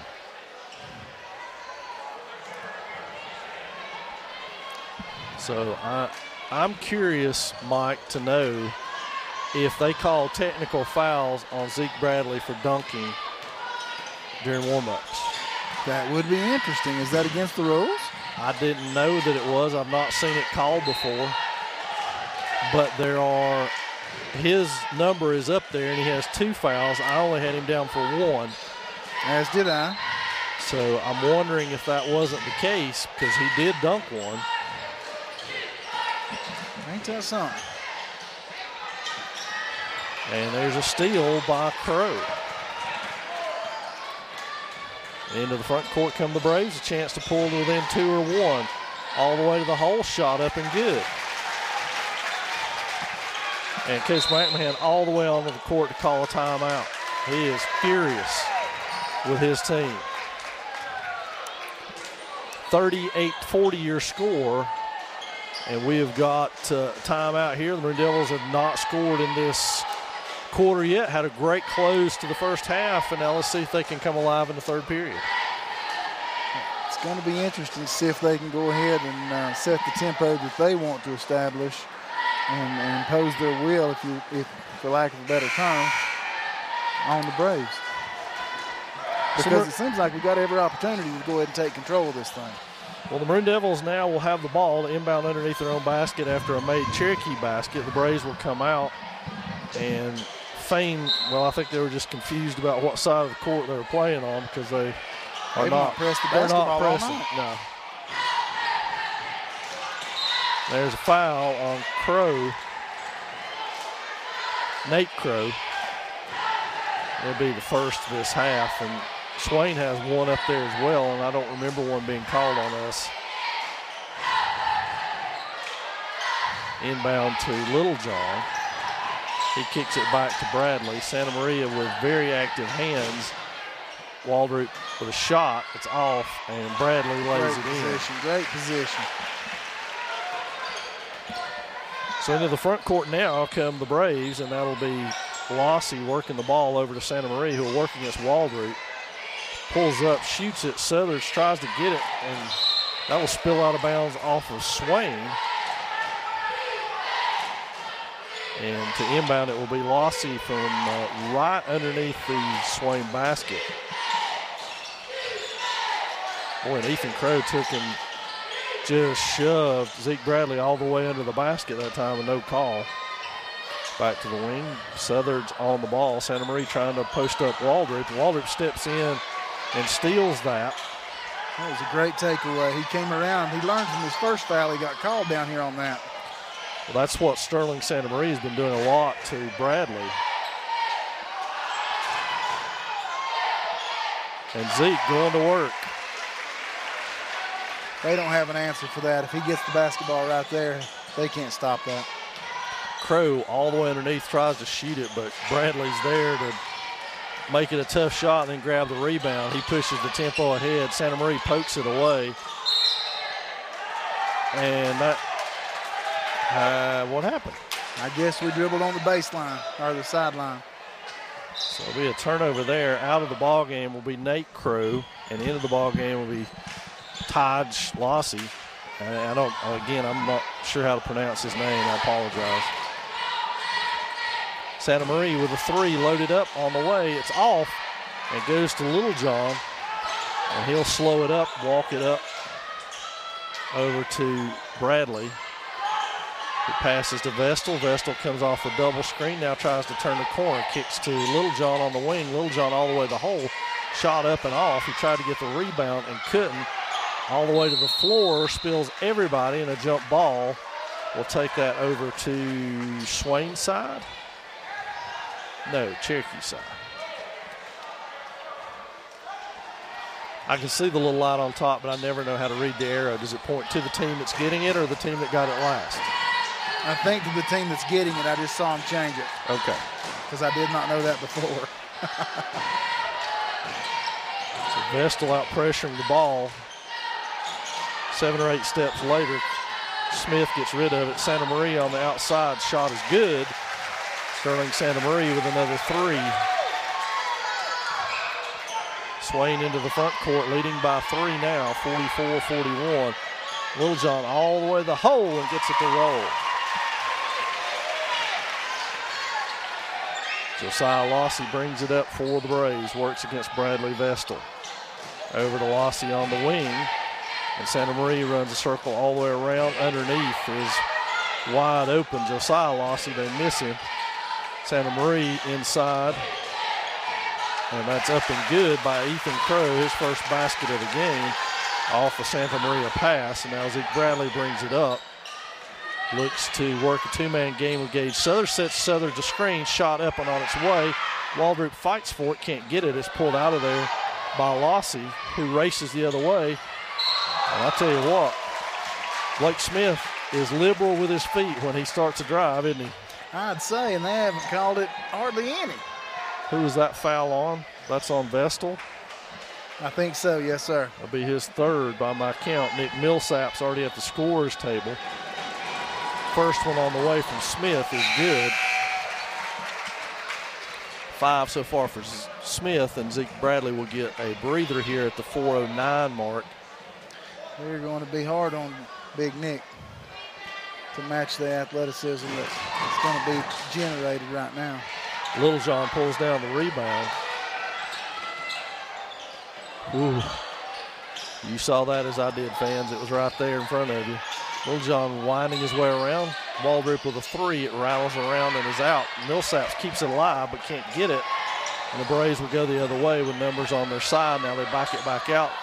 Santa Maria had a shot at a three, didn't take it. Now he'll switch off on Millsaps and take it. And Littlejohn pulls down the rebound and goes the other way. Southern's with it behind the back to Littlejohn. Three on the way. He cans it off the Southern's pass. And now it's 49-44 in favor of the Maroon Devils. They're trying to pick on Millsaps. And there's an offensive foul drawn by Waldrop. Well done. That's on Lossy, his third. Very quickly, Bobby Crow is up off the bench, and he's got Lossy out of the game. 49-44. They've gotten a minute with Bradley on the bench, and it's not been painful. We've weathered it so far. The Braves have not cut into the lead, which is a good sign. Jediah Littlejohn much more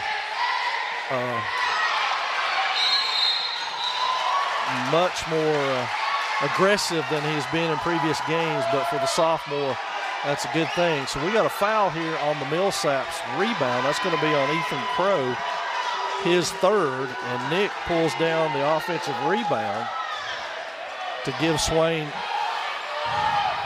the ball back here possession-wise, leading it by 5. Littlejohn broke wide open, and now Waldrop does, and he is fouled.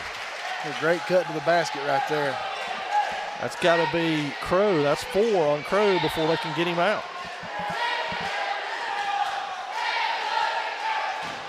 So Ethan Crow will leave with 4 fouls. Chris Johnson checks into the game to match up with Millsaps at 6'3". Nick still has him by 4 inches. And Johnson levels Vestal over there off the ball fake. Bradley will get a pair of free throws. And I'm not sure who they call that on. It looked to me to be off of Johnson, but yeah, there it is.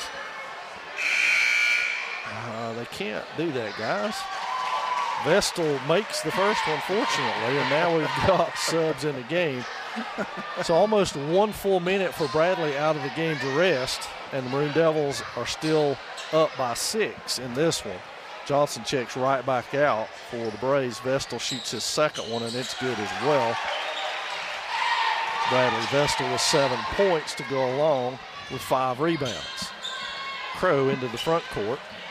Loses the handle. Smith now works behind the back against Vestal. Kicks it to the wing. Had Santa Maria open for just a few minutes down there, but it didn't stay that way long. Smith dumps it to him, and now he goes up, flings it up, and that almost went in. Tipped it right back to Smith, and he makes the basket. That was a wild play in and of itself. I think he hoped to draw the foul right there, and that made the basket. It's amazing. Nice pass. That'll stay Swain ball. It should. We're showing tremendous hustle right now. It's really, really good. So we've got Gage Southards to inbound right in front of the Gatorade cooler. He goes inside to Bradley, who's fouled by Santa Maria from behind, who disagreed with the call and let the officiating crew know it. And now Zeke Bradley will go to the line. I've got him for 2.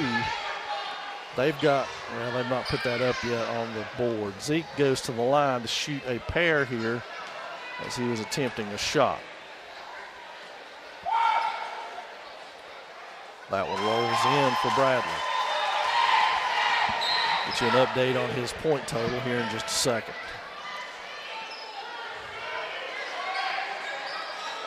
$18 by my count to go along with 9 rebounds. Number 12, Josiah Lawsey checks in the ball game for Blake Smith. Second one for Bradley, front rim, no good. Santa Maria, no, check that. Smith with the rebound. Crow back to the Maroon Devils on the floor, and timeout Cherokee.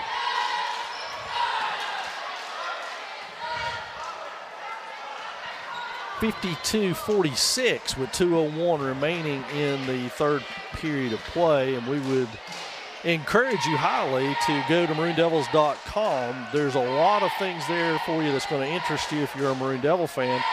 Mike, did you know that the 2018 football season is now available on Blu-ray or DVD for purchase right for Christmas? I did see that advertised, yes, sir. So the perfect stocking stuffer for any Maroon Devil fan is right there for your taking. We've already had several people snatch up that bargain here as Christmas presents. We won't mention names because we don't want to give away presents. We want you to be able to open that under the tree and be surprised, or at least act that way if you have to. But if you sign up and subscribe on maroondevils.com, you'll get all the news that is Maroon Devils all the time. So we would encourage you to do so. Penetration back out to Crow. Santa Maria works against Waldrop. Ball fake by, and he runs over Bradley, but Waldrop comes away with a steal. And now he pitches ahead to Southard's, wrap around to Vestal. Vestal pull-up jumper is off and rebounded over there by Lossie, and that is going to be on Vestal. And by my count, should be 4 on him. That's what I have also. Hunter Call will check in for Bradley. And the Braves will inbound it with 1:42 remaining in the third period of play. Lossie will inbound to Lossie. And they wiped up a spot on the floor. Ready to go when Santa Maria and Bradley collided after Waldrop had stolen the ball. So Crow on the wing, and that goes out of bounds. Had 2 men in the same post-up area, and neither one of them caught up with that one. Now Southard's will bring it up with just about a minute remaining in this third period. He finds Bradley on the top. Bradley sets the offense, fakes the pass, goes to the wing. Now backs his way down against Smith. Waldrop, pull-up jumper on the wing. It's off. Crow with the rebound. He pitches it ahead to Tajay Lawson. No look pass inside to Smith. And Seth Smith with another bucket off the Lossie pass. So Zeke Bradley brings it up, 4-point Maroon Devil advantage to the wing to Southard's inside, and that's stolen by, and there's a foul call off of that, and that's going to be on Zeke Bradley. And again, we don't know they've got him for 3 up there, so that's what we'll go with. That's official. And the Braves, with 53 seconds left, will now work to cut this lead down to 2.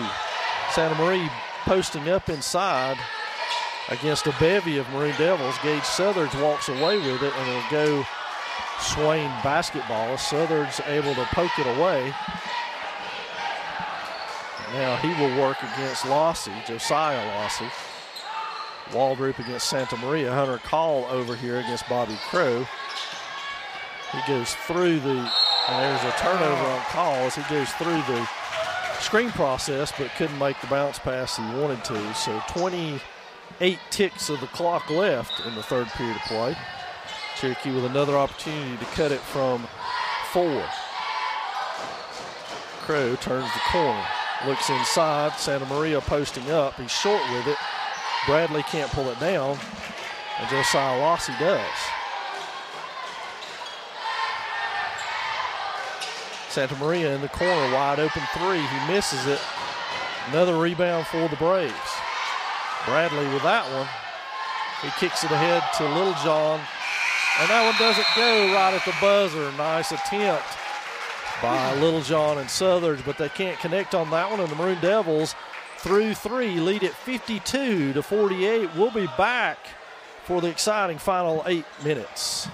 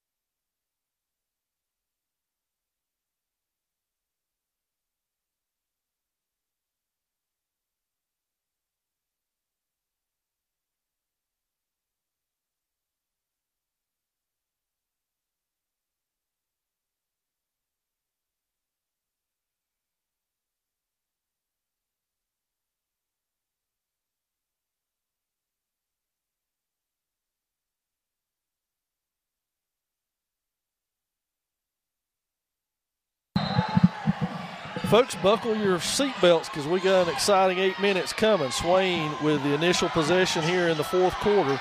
Bradley works against Santa Maria, and he will get fouled on the play by Santa Maria.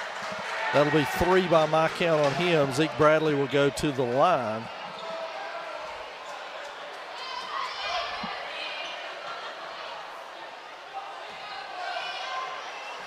Zeke with 18 by my count. looking for 20. First one on its way, and it's good. Swain now with a 53-48 lead.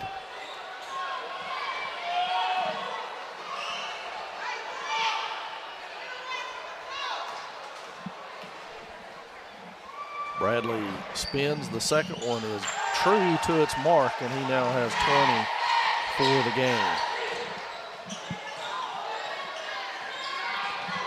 So the Braves work up top again. Here comes Crow barreling his way through the paint. We got a whistle on the play. Let's see who that's going to be on.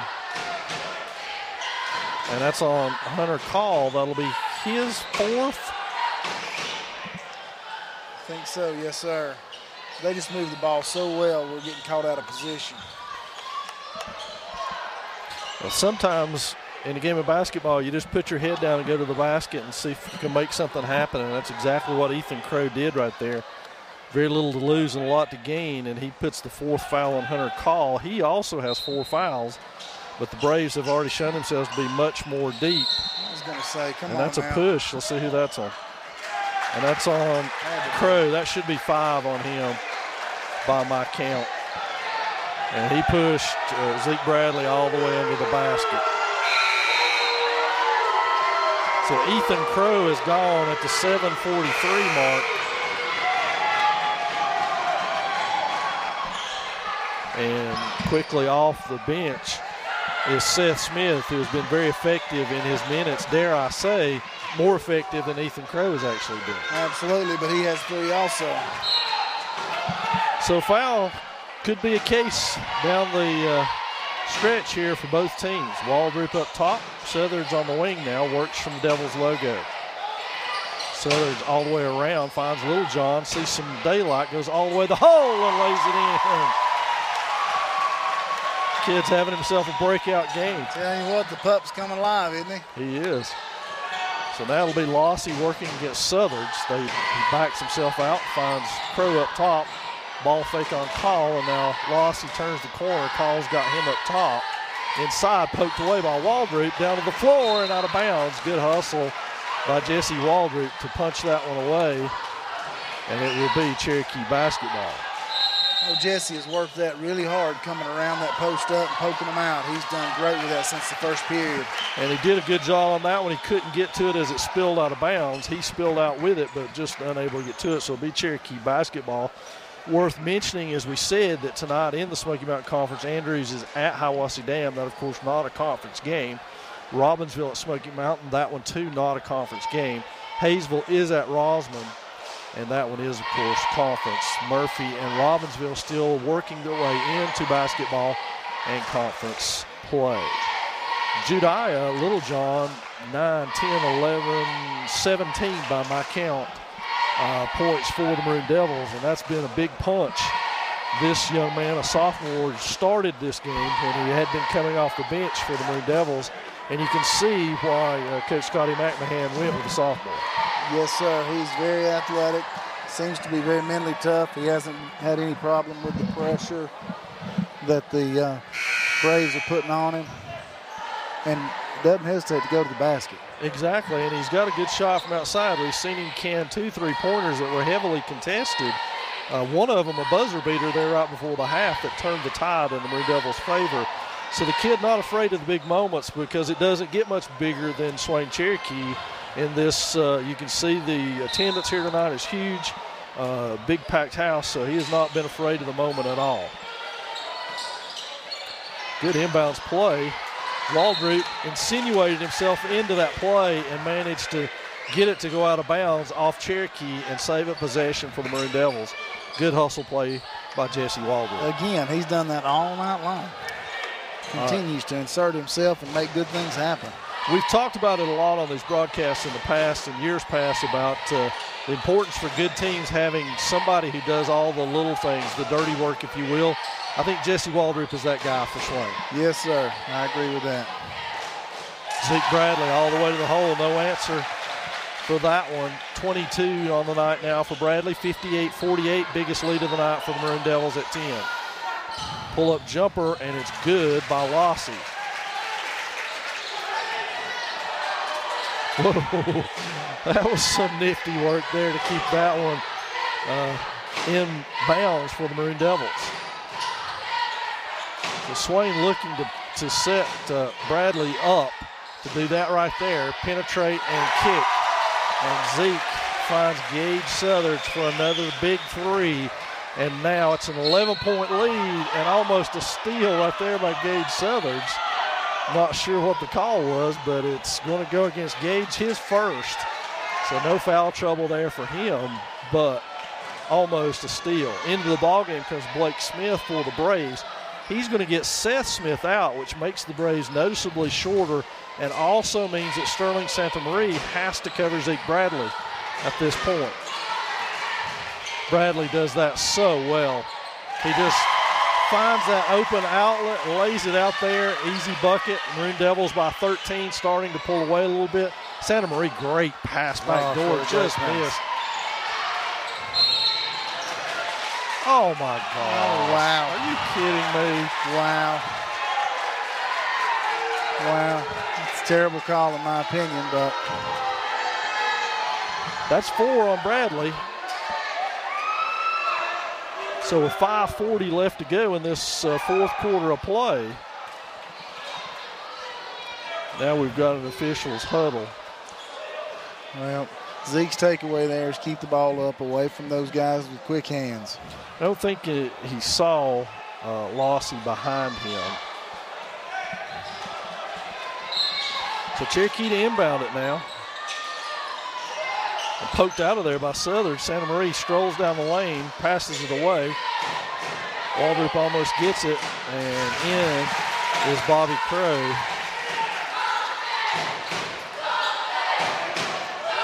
He's counting it off, and he ain't even handed us the basketball yet. Well, it rolled away, and Zeke picked it up, and I guess he started his count at that point. And there's aggressive play by Jesse Waldrop going to the basket, and they had no choice but to foul him. So Jesse will get 2 free throws. Let's see who the foul was on. I never saw it. Did you see it? I think it was on Blake Smith. Yeah, that's his third. Nick Millsap's up, maybe perhaps to buy the Maroon Devils a minute or two while Zeke sits. You'd have to imagine that. Jack Stuckey also up off the bench. Not been the kindest night in the world for Jesse at the free throw line, only 1 of 4. And Bradley does check out, but it'll be Jack Stuckey who raced ahead of Nick Millsaps to get in the game. So Stuckey in. Bradley out with 4 fouls. Maroon Devils an 11-point. Check that 12-point lead. See, that jinx works in reverse, too. Oh, that's good. That. Just so you know, in case you ever have to use it. The Braves moving the ball around. Their 3-point shooting should always keep you scared if you're a Maroon Devil fan. But they have, here comes one on its way, and it is off. Jesse Waldrop with a rebound. He's got to be strong. Good job, Jesse. His 6th rebound, and he is fouled on the play. Let's see who that's on. We've got lots of cases out there, folks, with multiple fouls. That's Crow and his first. So Waldrop back to the line where he is 2 of 5 tonight. 4:56 remaining. It's a 64-52 lead for the Maroon Devils. Waldrop just made one, so he should be accustomed, and he makes another one. That was a very kind rim that time. Nate Crow back into the lineup for the Braves. Jesse with his second one on the way now. It is up and good as well. So the Braves across half court. That's Blake Smith with the ball. He works and weaves his way in, kicks it to the corner. Shot is up and off. Crow tries to take it around. They can't get it, and in finally is Lossie. Absolutely no box out.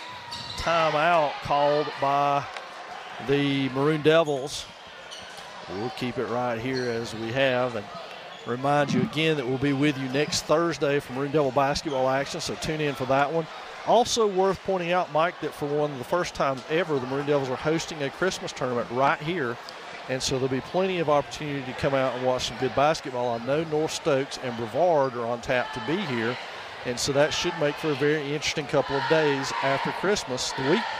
Thursday and Friday after Christmas, actually. So Maroon Devil fans, come on out and check that out. Stay tuned to the MaroonDevils.com, the Smoky Mountain Times, and WBHN for game times on those for your Maroon Devils. But it should be a fun time. Also be plenty of opportunities over the Christmas holidays to catch up with Maroon Devil Wrestling, who had a big win last night at Smoky Mountain, 47-27 over the Mustangs. So keep up to date with everything going on in terms of Maroon Devils and check out some of this exciting action as it comes your way. Maroon Devils to inbound the ball against now full court pressure. Bradley Vestal back in. It's poked away from Vestal. He fights for it. And we're going to have a jump ball over there. Sterling Santa Maria, Josiah Lossie, and Bradley Vestal all piled up down there.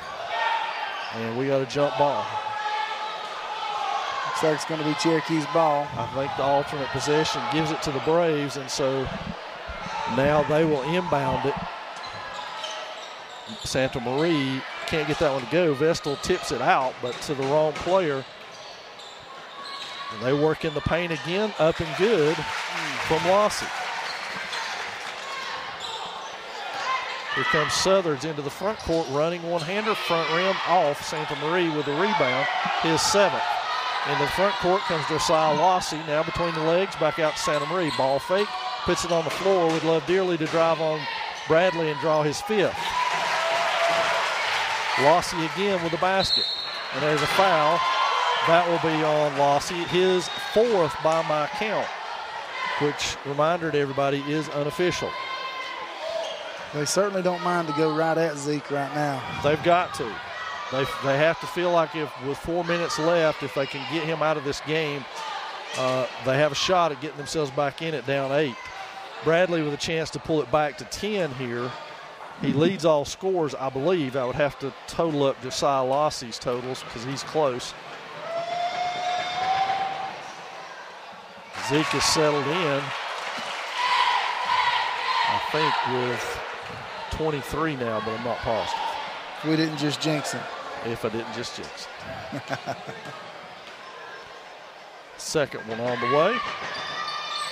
And it's good. I think he's broke your curse. Good. I like it. 10-point lead for Maroon Devils, 4 minutes left. All the way to the hole. Lossie is off. Rebound by Bradley. He goes down court to Waldroop. Nice bounce pass to Littlejohn.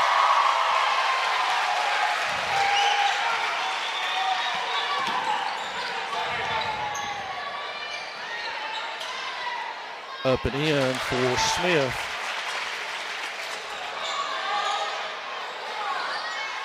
Oh, that's what Zeke Bradley does so well. That was beautiful. 2 passes and you've broken the press. That's a thing of beauty. 72-60. Crow drives all the way in and drops it home. So we're in the midst of a full-fledged score fest. How is that not a foul? It has been all night, but not on that one. It is on that one. Yes. Thankfully, Gage has a couple to give, so we're in good shape. Yeah, I've got him with 2. That's what the scoreboard says, 2. And it will be Josiah Lossie at the line.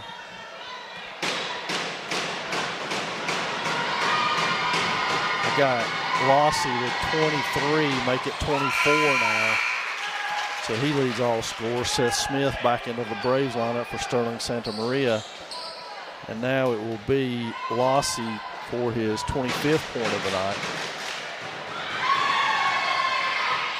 That one back iron, but pulled down by Crow. They're absolutely killing us on the offensive glass right now. Waldroop with another punch away. You can't get to it, but Smith doesn't get to it either. That's a win. That's a win for us, absolutely.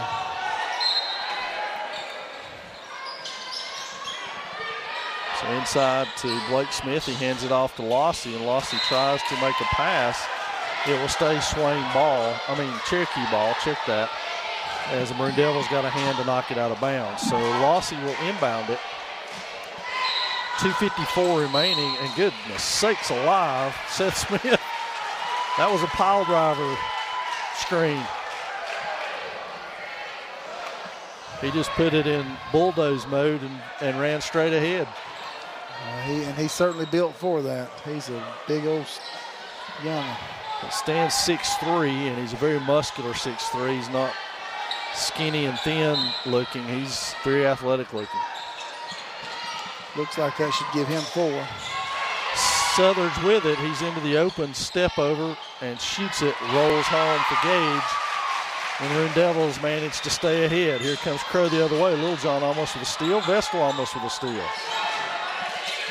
To Crow. Crow fakes it. Now it's punched out of there by Vestal.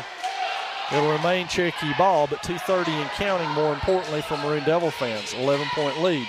Smith, pump fakes, good. Blake Smith finds it. Solid little basketball player. Gage Southern just slipped wide open into the corner now. Nicely done. Nicely done. He's so unselfish with the basketball. 76-65, blocked by Waldrop. Little John out again in front of the pack, gets hammered, no call. Hammered again, that one's called.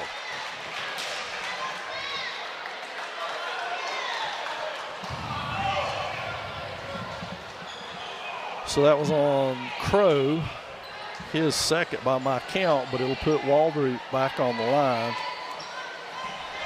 And take us under 2 minutes, which is very important. And also puts us into the bonus with 2 shots the rest of the way. So Jesse with 2 irregardless here. He hits the first one. All of Jesse's points tonight coming at the free throw line. And he's had 5, but again, it's a glue night for Jesse Waldrop. He had 7 rebounds, couple assists, couple steals, block shot. Whatever needed to be done, and who knows how many pokeaways, if you want to call that a pokeaway. And now Vestal has fouled out with a push. The basket should count, but Bradley Vestal has fouled out with 1:59 remaining, and more importantly for the Braves, no time off that clock before they shoot free throws. Yeah, that's problematic for us. Sterling Santa Maria up off the Braves bench. Hunter Call checks in for Bradley Vestal. And at the free throw line is Josiah Lossy. Hunter Call with 4 fouls. Lossy 7 of 9 from the line tonight.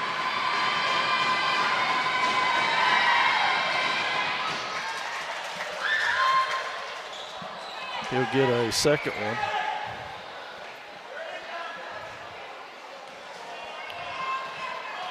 Second one on his way. 78-66, 1:59.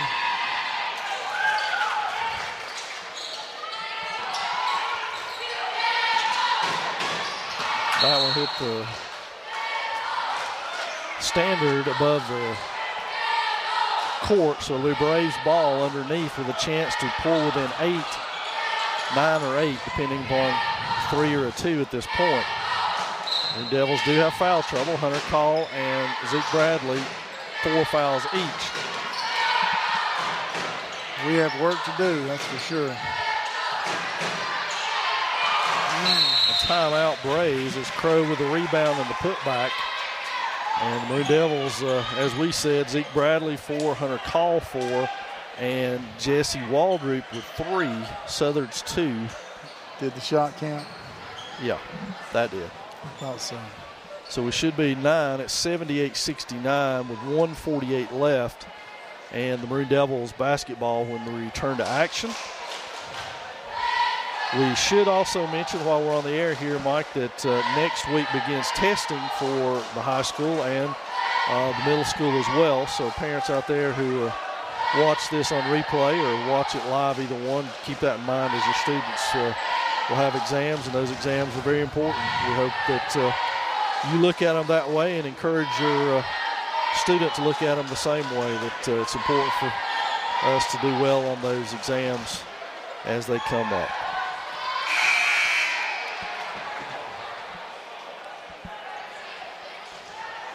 So the Maroon Devils will inbound it from underneath, but they do have the ability to run the baseline since it was off of a made bucket. Bradley will inbound it. Hunter Call is wide open. It bounces right off his knee, right into the Braves. Santa Maria shot up and good. What a revolting turn of events that was. Southard's with a shot. It's off. But Littlejohn grabs the rebound. And we got a foul on Swain. Looks like the 4th foul on Jesse Waldrop.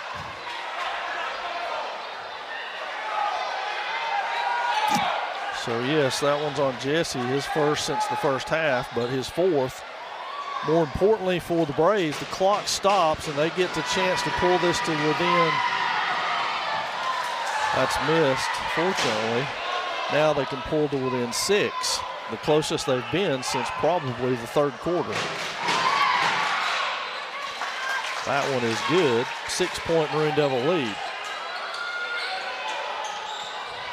Southards and Bradley play catch, and now he will try to get around Santa Maria, and that's going to be called Swain ball. I think that's one of those cases where rather than call a foul, I'm just going to give it to the team who got fouled. Yeah, because that was absolutely a block. Wow. And Santa Maria has lost his shoe. Why do they not stop play? 3 on the way.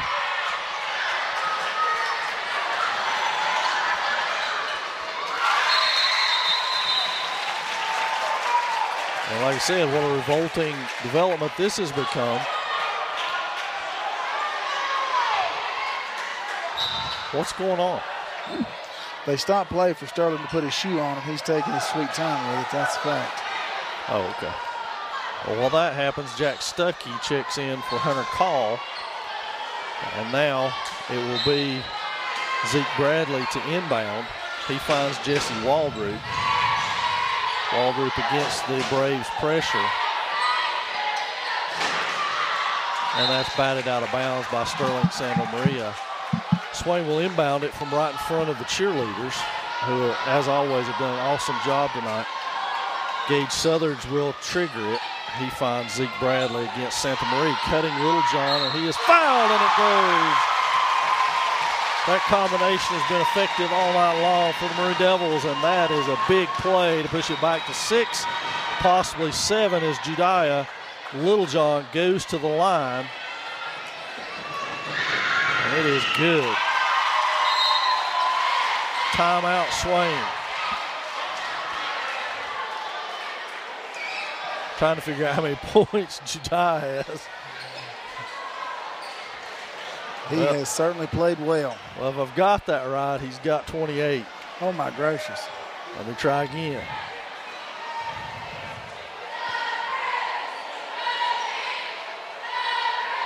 $26, maybe. We desperately need a stat keeper because I'm not very good at it. How about I just say a whole bunch? He's got a lot. 26. And Bradley with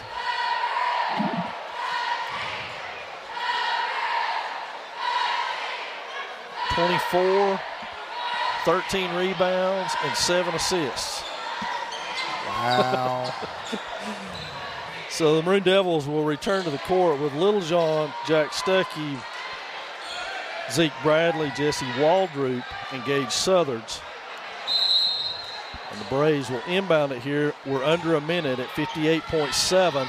Lossy going all the way. He hands off to underneath Crow, shoots it up and in. That one's out and about, and that's going to be on Bradley. I almost guarantee it. How does he make that call, though, when he's on the far wing? He makes that call. Told you. That's absolutely ludicrous. Told you. That is not his call to make. So with 50 seconds left to go in this one, as we said, 24 points, 13 rebounds, 7 assists, a blocked shot. Zeke Bradley goes to the bench. And Colby Taylor comes in to take his place. To the line is Bobby Crow.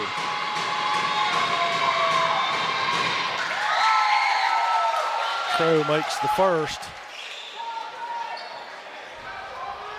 So you got Stuckey, Waldrop, Taylor, Southards, and Littlejohn. With Vestal and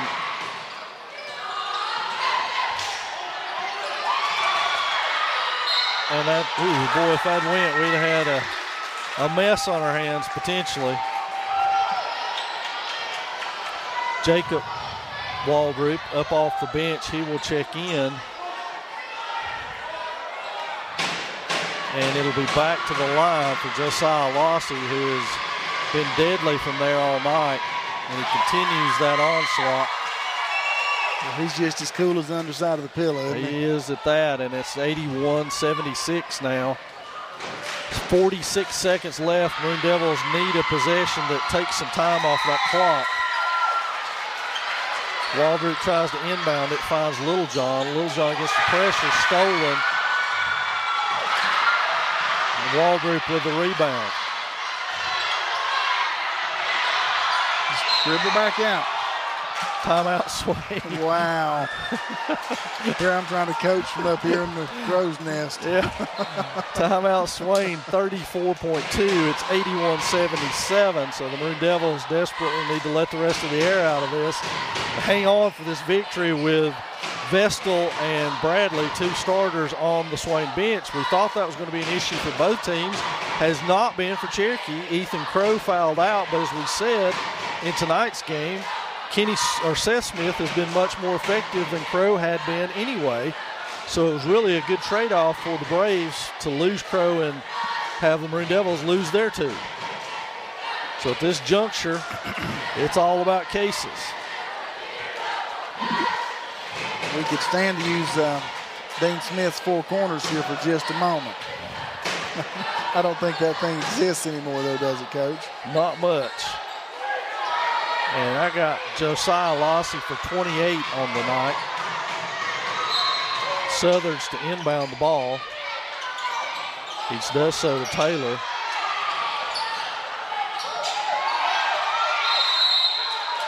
He called a jump ball before it was a timeout.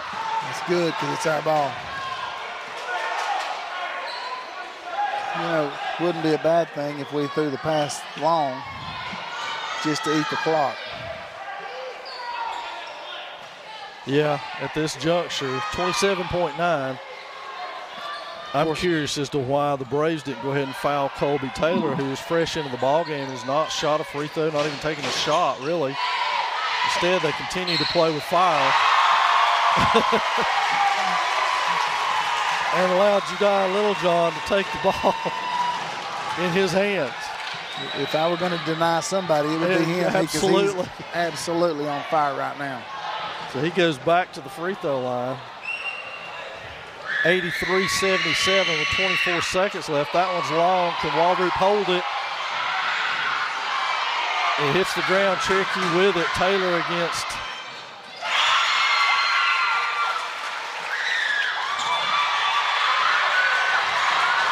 And we go silent as they got a chance to pull back to within one. And they stop the clock. They're going to have to put some time back on that. Yeah, they'll work that out down there.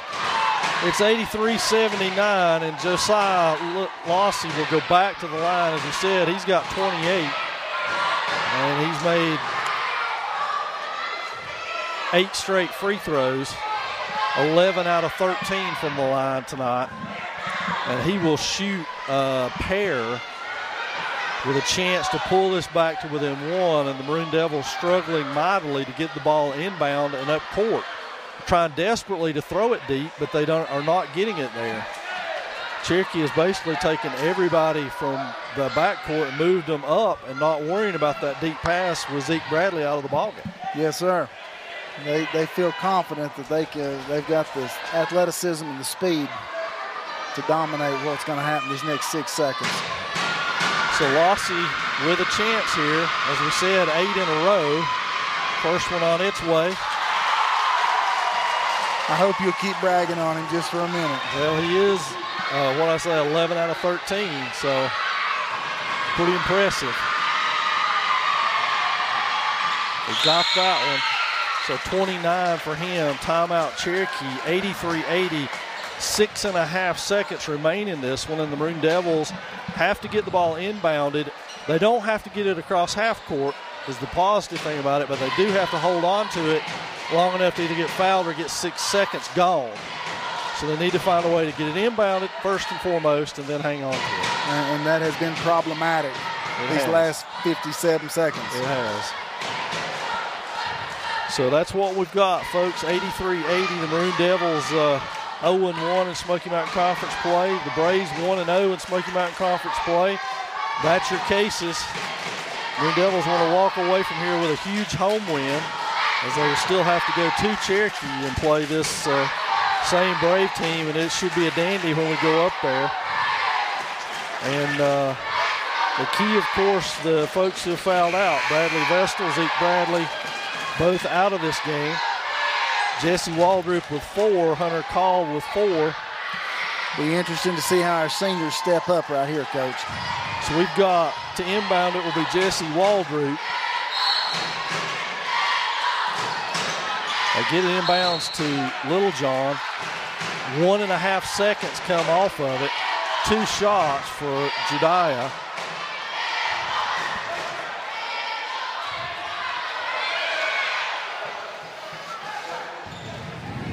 $30 points for Judiah. Wow. He gets 2 right here.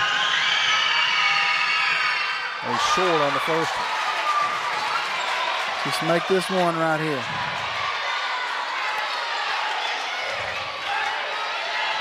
So Judiah with a second one to go. Got that one. That's a big one because it's a 4-point lead. A 3-pointer doesn't tie it anymore.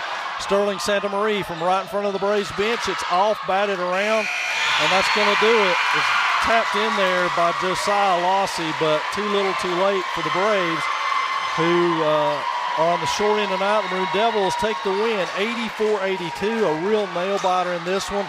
But what a coming-out party for Judiah Littlejohn. What a great basketball game for that young man and his team. We had him unofficially for 31 points. As we said, Zeke Bradley, 24 points, 13 rebounds, 7 assists. The kind of nights he's been putting up for 4 years now for this Maroon Devil squad. Yes, sir. Well, we should be on hand next Thursday for Smoky Mountain coming to town. They did deliver a defeat to the Maroon Devils earlier in the season. I know Swain would love to get revenge on that one. For my partner, Mike Treadway, myself, and Joe Holt, thanks for joining us. We'll see you next Thursday.